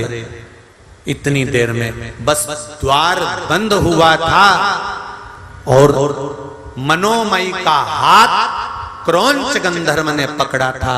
इतनी देर में शंकर भगवान की करुणा देखिए कि शोभरी ऋषि का आगमन हो गया। प्रवेश कर गए शोभरी। शोभरी ऋषि आए, दरवाजा बंद था। मनोमयी ने दरवाजा खोलने के लिए हाथ बढ़ाया। क्रोंच गंधर्व ने मनोमयी को खींचा। आवाज लगाई मनोमयी ने, जो चिल्लाई। शोभरी ऋषि अंदर प्रवेश करे। क्रोंच गंधर्व को देखा तो क्रोध आ गया। अरे एक क्रोंच, तू गंधर्व है, देवताओं के साथ बैठता, कम से कम ये तो अंदाजा रखो कि तुम कहां बैठ रहे हो। बैठने पर भी कीमत बढ़ जाती है। बैठने पर भी कीमत बढ़ जाती है। मक्खी सब्जी पर बैठती है, सब्जी तोली जाती है। मक्खी उस सब्जी के साथ तुलती है तो उसकी कोई कीमत नहीं होती। मक्खी कबाड़े के साथ तुलती है तो उसकी कोई कीमत नहीं होती। मक्खी दूध दही के साथ तुलती है तो उसकी कोई कीमत नहीं होती। मक्खी रद्दी के साथ तुलती है तो उसकी कोई कीमत नहीं होती। पर मक्खी सुनार की दुकान पर जाकर सोने पर बैठ जाए तो कांटा धीरे धीरे आगे पीछे होने लगता है। मक्खी की कीमत 5,000 हो जाती है। 5,000। एक मक्खी का वजन 5,000 हो गया, क्योंकि सोने पर जाकर बैठ गई। कबाड़े पर बैठी थी, कोई कीमत नहीं। सब्जी पर बैठी, कोई कीमत नहीं। दूध दही पर बैठी, कोई कीमत नहीं। और वही मक्खी जब सोने पर बैठी तो उसकी कीमत बढ़ गई। उसी तरह ये विचार करा करो कि कथा में बैठे हो तो कीमत कितनी है आपकी, जरा विचार करिए। और वो चौराहे पर बैठ जाओ, जबरदस्ती गप्पा मारो ने पान की दुकान पर खड़े रहो और गप्पा मारो तो क्या कहीं का लुंगाड़ा होगा। कौन जाने की ऐसी अवड़ला है वो, तो कहीं का खड़ा है तो खड़ा, कौन पूछे उसको, कौन जाने उसको, कौन देख रहा है। कीमत अच्छी जगह बैठने की कीमत है। कितनी यही कागज, ये कागज होने ना इतने सारे, यही कागज अखबार में काम आता है। बोलो आता है कि नहीं आता? अखबार में, अखबार में काम आता है। तो अखबार छपता है, अखबार छपता है तो उसको लोग पढ़ते हैं। पढ़ने के बाद उस अखबार पे बाद में समोसा खाते हैं। बोलो सही है कि गलत है? यही कागज जो अखबार में लगा, वही कागज गीता प्रेस गोरखपुर भेज दो, उस पर रामायण गीता छप जाए। भला कोई रामायण को फाड़कर समोसा खाएगा? नहीं। अखबार बोई की बोई है, बस प्रेस का अंतर है कि अपने गांव की प्रेस में छपा तो समोसा बाद में खाओगे, और वो गीता प्रेस गोरखपुर में छप गया तो पूजन कराओगे। अगर कथा में जाकर बैठ गए, अच्छी प्रेस में आकर बैठ गए, तो ये अखबार भी एक न एक दिन पूजा जाएगा। और यही अखबार कहीं गलत जगह जाकर बैठ गया, मदिरा की दुकान पर, वैश्यावृत्ति में, जुए में, मांसाहार में, तो अखबार में फोटो तो छपेगा, मना नहीं। अभी भी छप रही है। तुम आस्था चैनल पे आ रहे हो, कितने जोरदार जोरदार सब। जैसी तुम्हारी साइड कैमरा जाता है ना, तुम तुरंत कितनी इतना अंदाजा तुम लोगों को रहता है कि कैमरा आया, तुरंत कितना अंदाजा लगाकर बैठी हो कि कैमरा पहुंचा और तुम्हारा व्यवहार चेंज हुआ तुरंत। बस जैसा कैमरा तुम पे पहुंचा और तुमने अपना व्यवहार चेंज करा, ऐसा ही कैसा ही तो भगवान कह रहा है कि कथा तुम में पहुंची और तुम लोटा लेके शंकर जी के मंदिर जाओ, तब लगे कि व्यवहार चेंज तो होना चाहिए ना, कथा का इफेक्ट तो पड़ना चाहिए, अंतर तो आना चाहिए। कितना कहते हैं लोग हम बदलेंगे, बोलो बोलो जम के बोलो जरा, गायत्री परिवार वाले बोलते हैं हम बदलेंगे, अरे जम के तो बोलो हम बदलेंगे, युग बदलेगा, हम सुधरेंगे, कब सुधरोगे? नहीं, वो दिन और तारीख निश्चित करना रह गई थी बस, बाकी कर कोई बात नहीं। तुम सुधराए तो जब तुम्हारे आने से पूरा घर सुधार दिया तुमने, तो फिर सुधारने वाली बात ही नहीं। तुम सुधरे तो हो, सबका समय चेंज कर दिया तुमने आते से ही। तुम्हारे आने से चेंज हुआ है तो तुम बदल सकते हो। प्रत्येक मनुष्य में वो बल होता है कि वो तख्ता बदल सकता है। जब कलयुग को एक लोटा जल चढ़ाकर तुम शिवयुग बना दिए हो तो कोई साधारण नहीं हो सकता, साधारण नहीं हो सकते।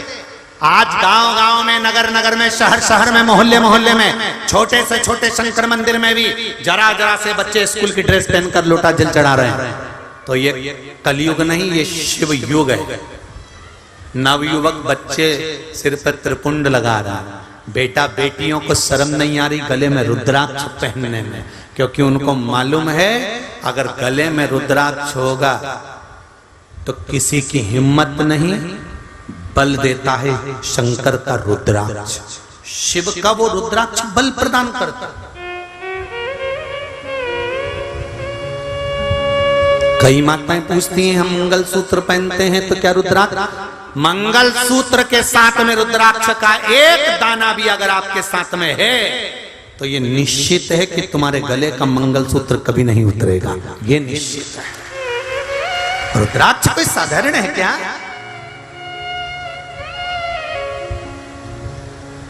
एक एक देवी मैया का फोटो का दर्शन करना, सती मैया का, कात्यायनी का, दुर्गा का, उमा का, कालरात्रि का, स्कंदा का, सबके गले में रुद्राक्ष की माला मिलेगी। ब्रह्मणी का, लक्ष्मी का, विष्णु भगवान का, ब्रह्मा जी का, इंद्र का, जितने ऋषि संत साधु सन्यासी तपस्वी साधक उपासक जितने हो गए एक एक का स्मरण करिए, सबके गले में रुद्राक्ष मिलेगा। आखिर रुद्राक्ष में सब क्या है?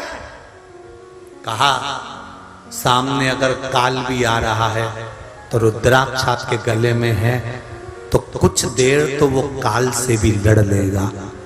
अटैक आ भी गया तो थोड़ी देर तो वो लड़ सकता है, बलवान है, तो तुम्हारे प्राण जाने इतनी जल्दी नहीं देगा। एक बार दम तो रुद्राक्ष लगा ही देगा। बस होना शिव भक्ति का चाहिए, शिव भक्ति। शिव कथा कर रही है, सोबरी ऋषि ने क्रौंच गंधर्व को देखा और देखते से ही पहचान गए तू तो गंधर्व है रे, तू तो ऋषि मन इंद्र के पास में रहता है, तू तो गंधर्व है। वो इतना बड़ा गंधर्व होकर देवताओं के नजदीक रहकर तूने ऐसा काम कर दिया कि मेरी पत्नी का हाथ पकड़ लिया और तुझे अंदाजा नहीं लगा कि मेरी पत्नी ने शंकर भगवान की पूजन करी है, आराधना करी है, और अभी पूजन कर कर मैं तो देवता का विसर्जन करने गया था और तूने गजब करा, गजब। सोबरी ऋषि ने शिव जी को विसर्जन कर कर जो जल लेकर आया था, हमारे यहाँ नियम है हम देवता का जब विसर्जन करते हैं तो कलश में थोड़ा सा जल या हाथ में थोड़ा सा जल लेकर आते हैं अपने घर में छींटने के लिए। हाथ में थोड़ा सा जल था, क्रोध आ गया सोबरी बाबा को, श्राप दे दिया, जैसे तू मेरे घर में प्रवेश करा है ये देखकर मैं तुझे श्राप देता हूं कि तू चूहे की योनि में चला जाएगा, मूसक बनेगा तू चूहा। एक ऋषि के घर में संत के घर में बिना सोचे समझे प्रवेश कर गए, बिना सोचे, बिना पूछे। मैं तुझे श्राप देता हूं, मेरा श्राप है तुझको, और मैं तुझे श्राप देता हूं कि तू चूहे की योनि में, मूसक की योनि में चूहा बनेगा। क्रौंच गंधर्व रोता है, बिलखता है, सोबरी ऋषि के चरण पकड़ता है। तो सोबरी ऋषि ने कहा, ये तूने जो उपद्रव करा, तूने जो गलती करी, ये मेरी नहीं, इस मनोमयी की करी है। उसका व्रत था, उपास था, हरताली का व्रत था। कितना विधान है हरताली का, तीज का। नारी सुबह से लेकर पूजन तक रात्रि भर कुछ नहीं पाती है, ना पानी पीती है, ना चाय, न दूध, न भोजन।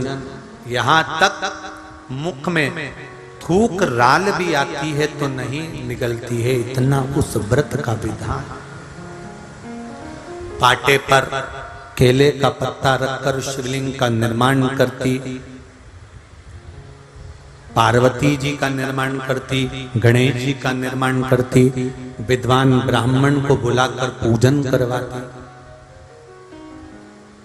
रात भर 5 समय, वैसे आटोयाम का समय पूजन करो, मना नहीं, पर 5 समय की पूजन ये नारी प्रदोष काल से जब थोड़ा सूर्य का अस्त होता है उसके समय पर, उसी के बाद वो पूजन करना प्रारंभ कर देती है और शिव की आराधना करती है। मौली, चंदन, रौली, हल्दी, अबीर, गुलाल, चावल सब शिव को समर्पित कर, फूल, पत्तियां, शमी पत्र, बेल पत्र, आंख का फूल, जहां जहां से पुष्प प्राप्त हो जाए वो पुष्प, 7 वृक्ष की पत्तियों को तोड़कर भी शंकर को समर्पित करते हैं। कई लोग कह रहे थे, गुरुजी हमारे इधर, हमारे यहाँ हरताली का व्रत नहीं होता, तो क्या हम फुलेरा अपने घर में जो शंकर जी हैं उन पर बांध सकते हैं? नहीं। जहां हरताली का व्रत होता है, हरताली का तीज होती है, वहीं जहां शिवलिंग बनता है, माताएं पूजन करती हों, वहां फुलेरे का दर्शन, वहां फुलेरे का ध्यान देना।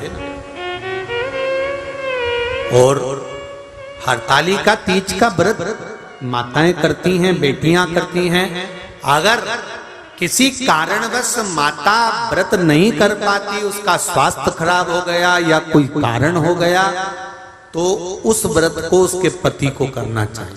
पर हरताली का जो व्रत है, हरताली का तीज का जो व्रत है, ये मरते दम तक नहीं छूटता, आखिरी तक भी ये व्रत रहता है।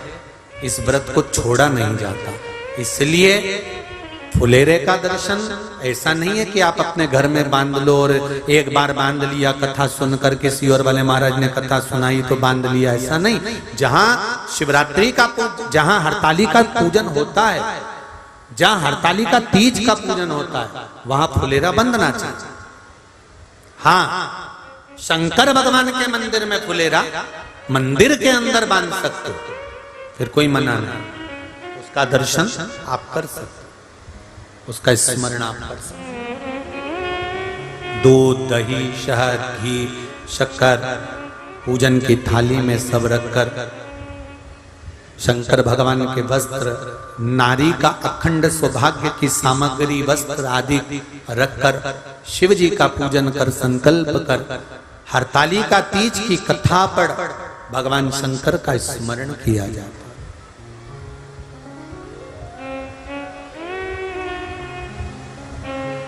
पूजा की थाली में फल, फ्रूट, मिठाई सब रखकर जब हम पूजन करते हैं, किसी की थाली में अगर कोई वस्तु कम है तो पूजन वाली जगह पर कभी नहीं कहना चाहिए कि तेरी थाली में यह कम है, बल्कि ये बोलो इस थाली में से ले ले और बाबा को चढ़ा। पर ये नहीं दिखाना, शंकर जी के सामने हमें किसी पर उंगली नहीं उठाना, शिव जी के सामने हमें किसी को नीचा नहीं दिखाना। शंकर भगवान के सामने उसके पूजन के थाली का या उसके पूजन विधान का कोई हमें ऐब नहीं निकालना। दुनिया के लोग शंकर भगवान की कथा में, पूजन में अगर ऐब निकालते हैं, मुंह बनाते हैं या मुंह सड़ाते हैं, भगवान उनको कैसा सड़ाता है फिर वही जानता है। इसलिए भगवान की पूजन में कभी मुंह मत बनाओ। मेरा नई नई बहुओं से भी निवेदन है कि बहुओं, सास अगर पूजन करती है, बछवा रस की पूजन करी, तीज की करी, चतुर्थी की करी, तो बहुओं का मुंह थोड़ा सा सड़ता है, मुंह बनाती हैं बहुएं, तो उनसे निवेदन है कभी मुंह मत बनाओ, कभी मुंह टेढ़ा मत करो, कभी मुंह ना सड़ाए, क्योंकि उसके यहाँ पर देरी नहीं होती है। एक आध दिन वो मुंह ऐसा ही टेढ़ा कर देगा जैसा तुमने टेढ़ा पूजन में करा, जैसा तुमने सड़ाया वैसा ही वो सड़ा देता है। इसलिए कभी बन सके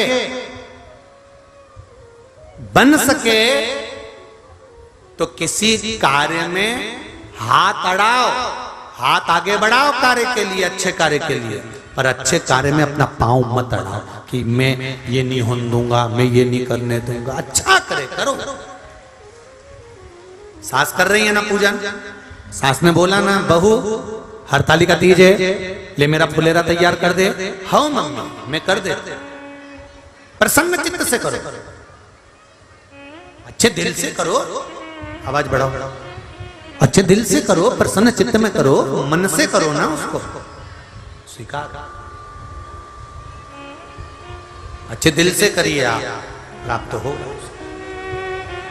माँ ने कहा 16 सोमवार के व्रत करें, किसी ने संकट सोमवार किसी ने करें, 16 सोमवार संकट सोमवार करें, रखो हाथ। उसमें कथा आती है, राजा ने रानी से कहा पूजन का सामान ला के रख दे। रानी ने दासी से कहा, सेविका से कहा जाओ पूजन का सामान रखिए आओ।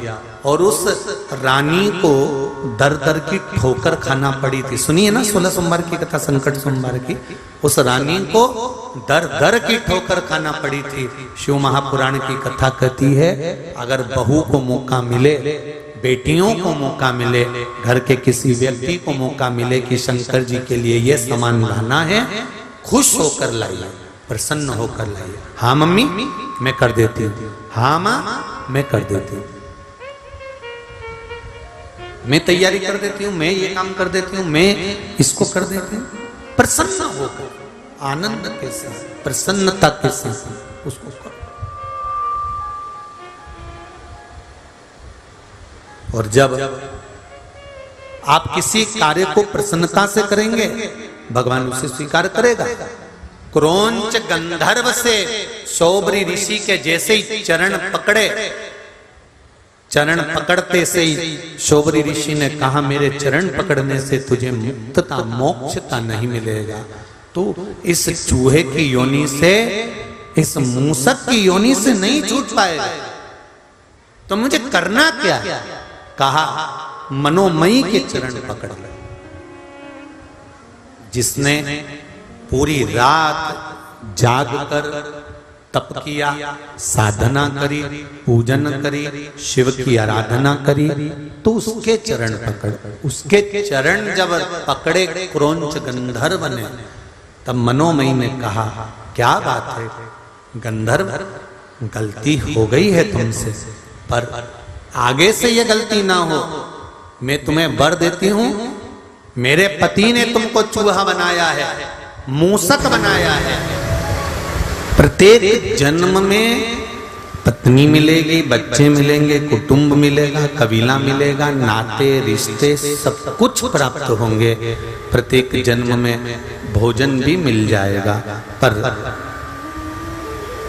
प्रत्येक जन्म में शिव महापुराण की कथा, राम कथा, कृष्ण कथा, भगवान का भजन, ये प्रत्येक जन्म में नहीं मिलने वाला।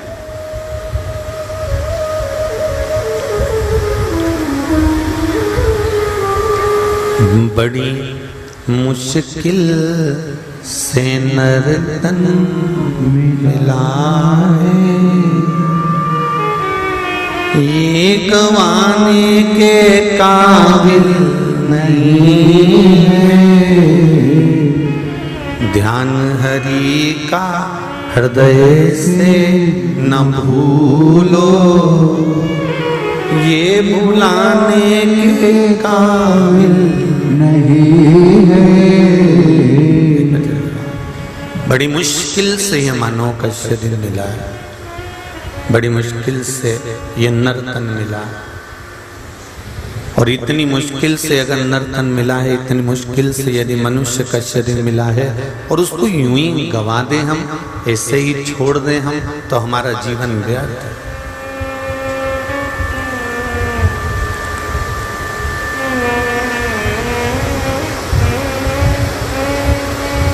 कितनी बेचैनी होती है जब हमारे मोबाइल में नेटवर्क नहीं आता। बोलो जी जी सही है कि गलत है? हमारे मोबाइल में नेटवर्क नहीं आता तो कितनी बेचैनी होती है कि अब मैं व्हाट्सएप कैसे चलाऊं, ने फेसबुक कैसे चलाऊं, ने यूट्यूब कैसे चलाऊं, ने इंस्टाग्राम कैसे चलाऊं। कितनी बेचैनी। 2 बार तो मोबाइल बंद चालू करके देख लिया, ये चल क्यों नहीं दिया? तो किसी ने कहा बैलेंस नहीं होगा। नहीं, बैलेंस तो है। तो उसने कहा कि एक काम करो कि वो नेटवर्क दूसरी जगह चेंज करके देखो। तो उसमें 3-4 ऑप्शंस रहते हैं कि इस पे ले के क्लिक करा तो इस वाले ये BSNL से जुड़ गया, कि जियो से जुड़ गया, कि इससे जुड़ गया, कि उससे जुड़ गया। उसने 3-4 जगह उसको जोड़ने का प्रयास किया।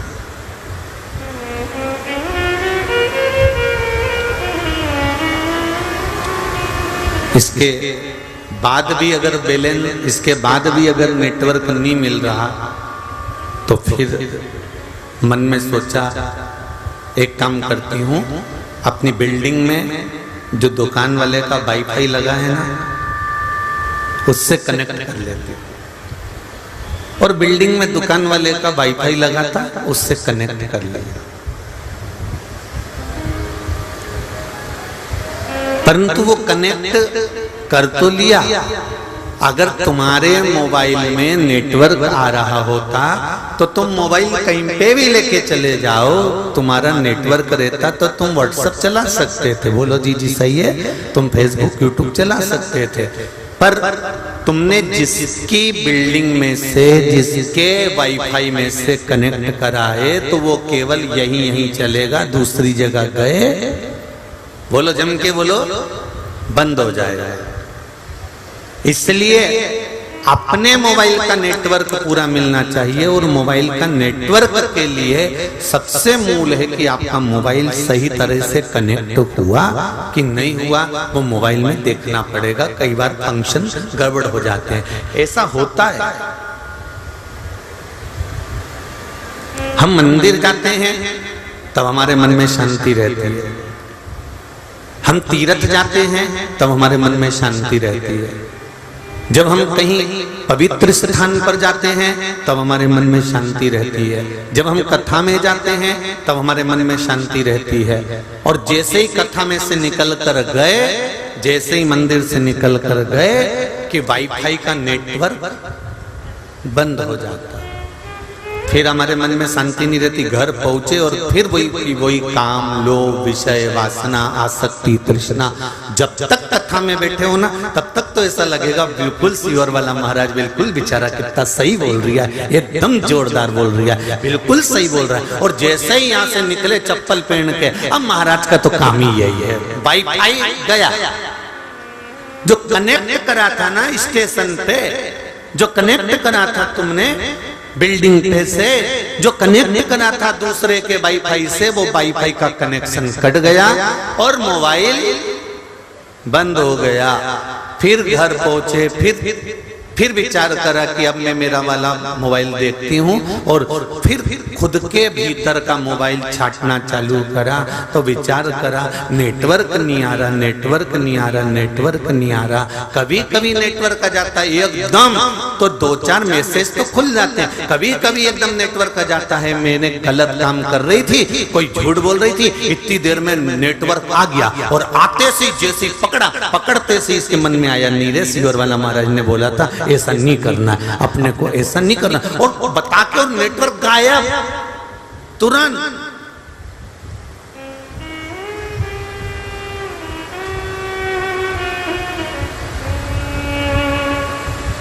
एक निवेदन है, दूसरी जगह के वाईफाई से कब तक अपना मोबाइल कनेक्ट कर कर रखोगे? बोलो, ईमानदारी की बात है। आप तो चलते फिरते मोबाइल ये शरीर है, इसलिए इसको अपने बल पर कनेक्ट करना बताओ। उस ईश्वर से ऐसा इस शरीर को और इस आत्मा को जोड़ लीजिए कि फिर वाईफाई की जरूरत नहीं पड़े, डायरेक्ट चलता रहे, डायरेक्ट। मैंने तेरे ही भरोसे ओ बाबा, तेरे ही भरोसे हवा विच उड़ती जावांगी, बाबा डोर हटो छटेगा मैं कटी जावांगी। भोले मैं तेरी पतन शंभो, मैं तेरी पतन। बाबा इस कनेक्शन को जोड़कर रखना। सारी समस्या का हल एक लोटा जल।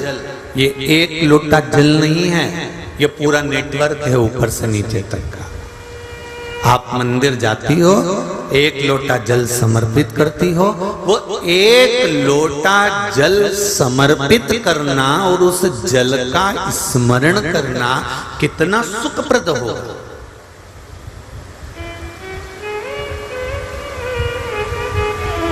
कितना सुखप्रद।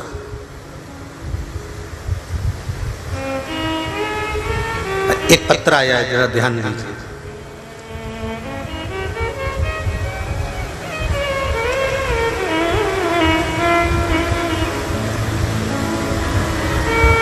एक तो बाहर से जितने लोग पत्र भेजते हैं, कोई हरियाणा से, पंजाब से, गुजरात से, राजस्थान से, इन सबसे निवेदन है कि यहीं पे इतने सारे पत्र हो जाते हैं, तुम्हारे पत्र मत भेजा करो, कृपया निवेदन।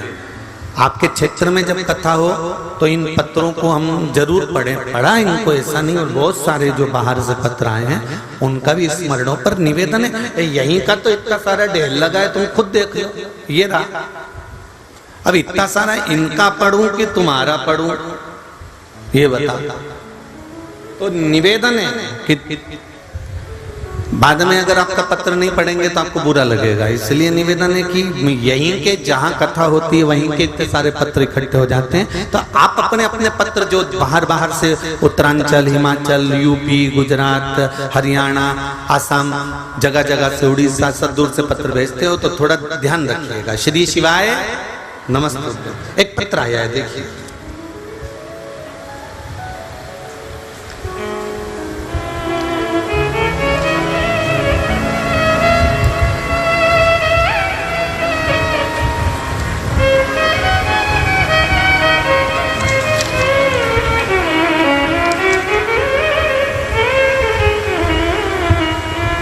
सो अर्चना गोविंदराव सुकलकर, गांव शेवाल पिपरी, तालुका उसत, जिला यवतमाल, महाराष्ट्र।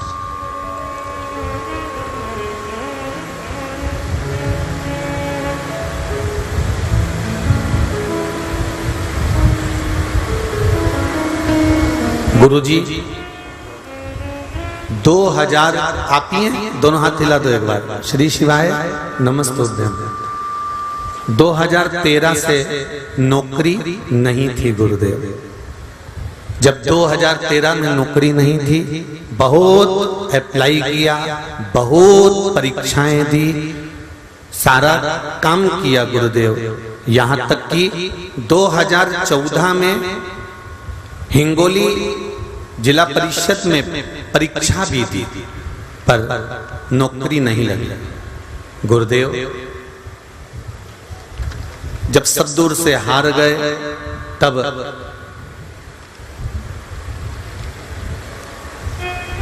कोई रास्ता नजर नहीं आया। मेरी देवरानी ने कहा कि दीदी, पंडित मिश्रा की कथा शिव पुराण सुनो, उसका उपाय करो। फिर देखो, हम दोनों ने, पति पत्नी ने पीपल के वृक्ष का उपाय किया। हमारे घर में हमेशा पीपल का वृक्ष रहता है, इसलिए हमने वो उपाय अपने घर में ही कर लिया। फिर बबूल के कांटे वाला उपाय किया। तब से बाबा की कृपा, अभी तक जो एग्जाम दिया था, अभी तक जो इंटरव्यू दिया था, वो हर जगह जाकर दिया, पर नौकरी नहीं लगी 2013 से। अब की बार जो फाइल में सब्दूर भेजती थी, वही फाइल मैंने शंकर जी के मंदिर में रख दी और एक लोटा जल लेकर शंकर जी के मंदिर में जाती, फाइल बाबा के चरणों में चढ़ाती और कहकर आती कि मैं इंटरव्यू बहुत सारी जगह पर देकर आई हूँ, मेरी नौकरी अब तुम्हें लगाना है। रोज फाइल लेकर जाती, रोज एक लोटा जल चढ़ा कर आती और बाबा की कृपा से, शिव जी की कृपा से 3 अगस्त 2022 को हिंगोली के ही सरकारी नौकरी मेरी नगर परिषद में लग गई। देवाधिदेव महादेव को बहुत बहुत धन्यवाद। शिव जी को प्रणाम करने हैं। बैठिए बहन। हर हर महादेव। शिव कृपा कितनी अगस्त को लगी है? जम के बोलो जरा। अब 2013 से अप्लाई कर रही है।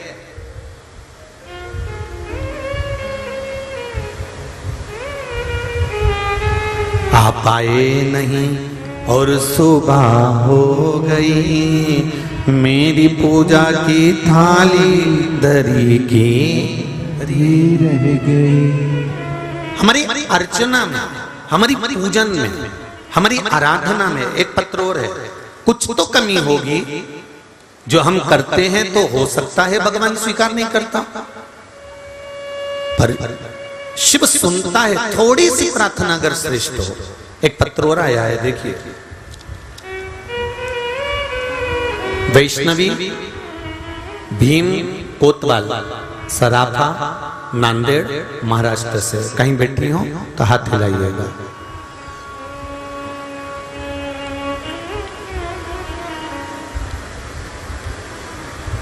मैं अपने बेटे के बारे में कहना चाहती हूँ। गुरुजी, मैं नांदेड़ जिला महाराष्ट्र से आई हूँ। मैंने 22 जुलाई शुक्रवार को एक नन्हे पुत्र को जन्म दिया और उसे जन्म से ही सर में एक बड़ी सी गठान आई। बड़ी सी गठान थी। हमें लगा कि सर थोड़ा सा बड़ा होगा, क्योंकि बच्चा जन्म लेता है तो कई बच्चों का सर कहीं ना कहीं से बड़ा हो जाता है। तो हमने डॉक्टर को दिखाया। जब डॉक्टर को जांच कराई तो हॉस्पिटल में डॉक्टर ने कह दिया सोनोग्राफी कर कर, ये सिर बड़ा नहीं है, ये बच्चे को गठान है और बहुत बड़ी मात्रा में गठान है। गुरुदेव, डॉक्टर ने कहा इसका ऑपरेशन अभी ही करना पड़ेगा। 15 दिन का बच्चा था गुरुजी, और 15 दिन के बच्चे का हम ऑपरेशन गठान का कैसे करा देते, पर गठान भी बहुत बड़ी थी गुरुदेव। तब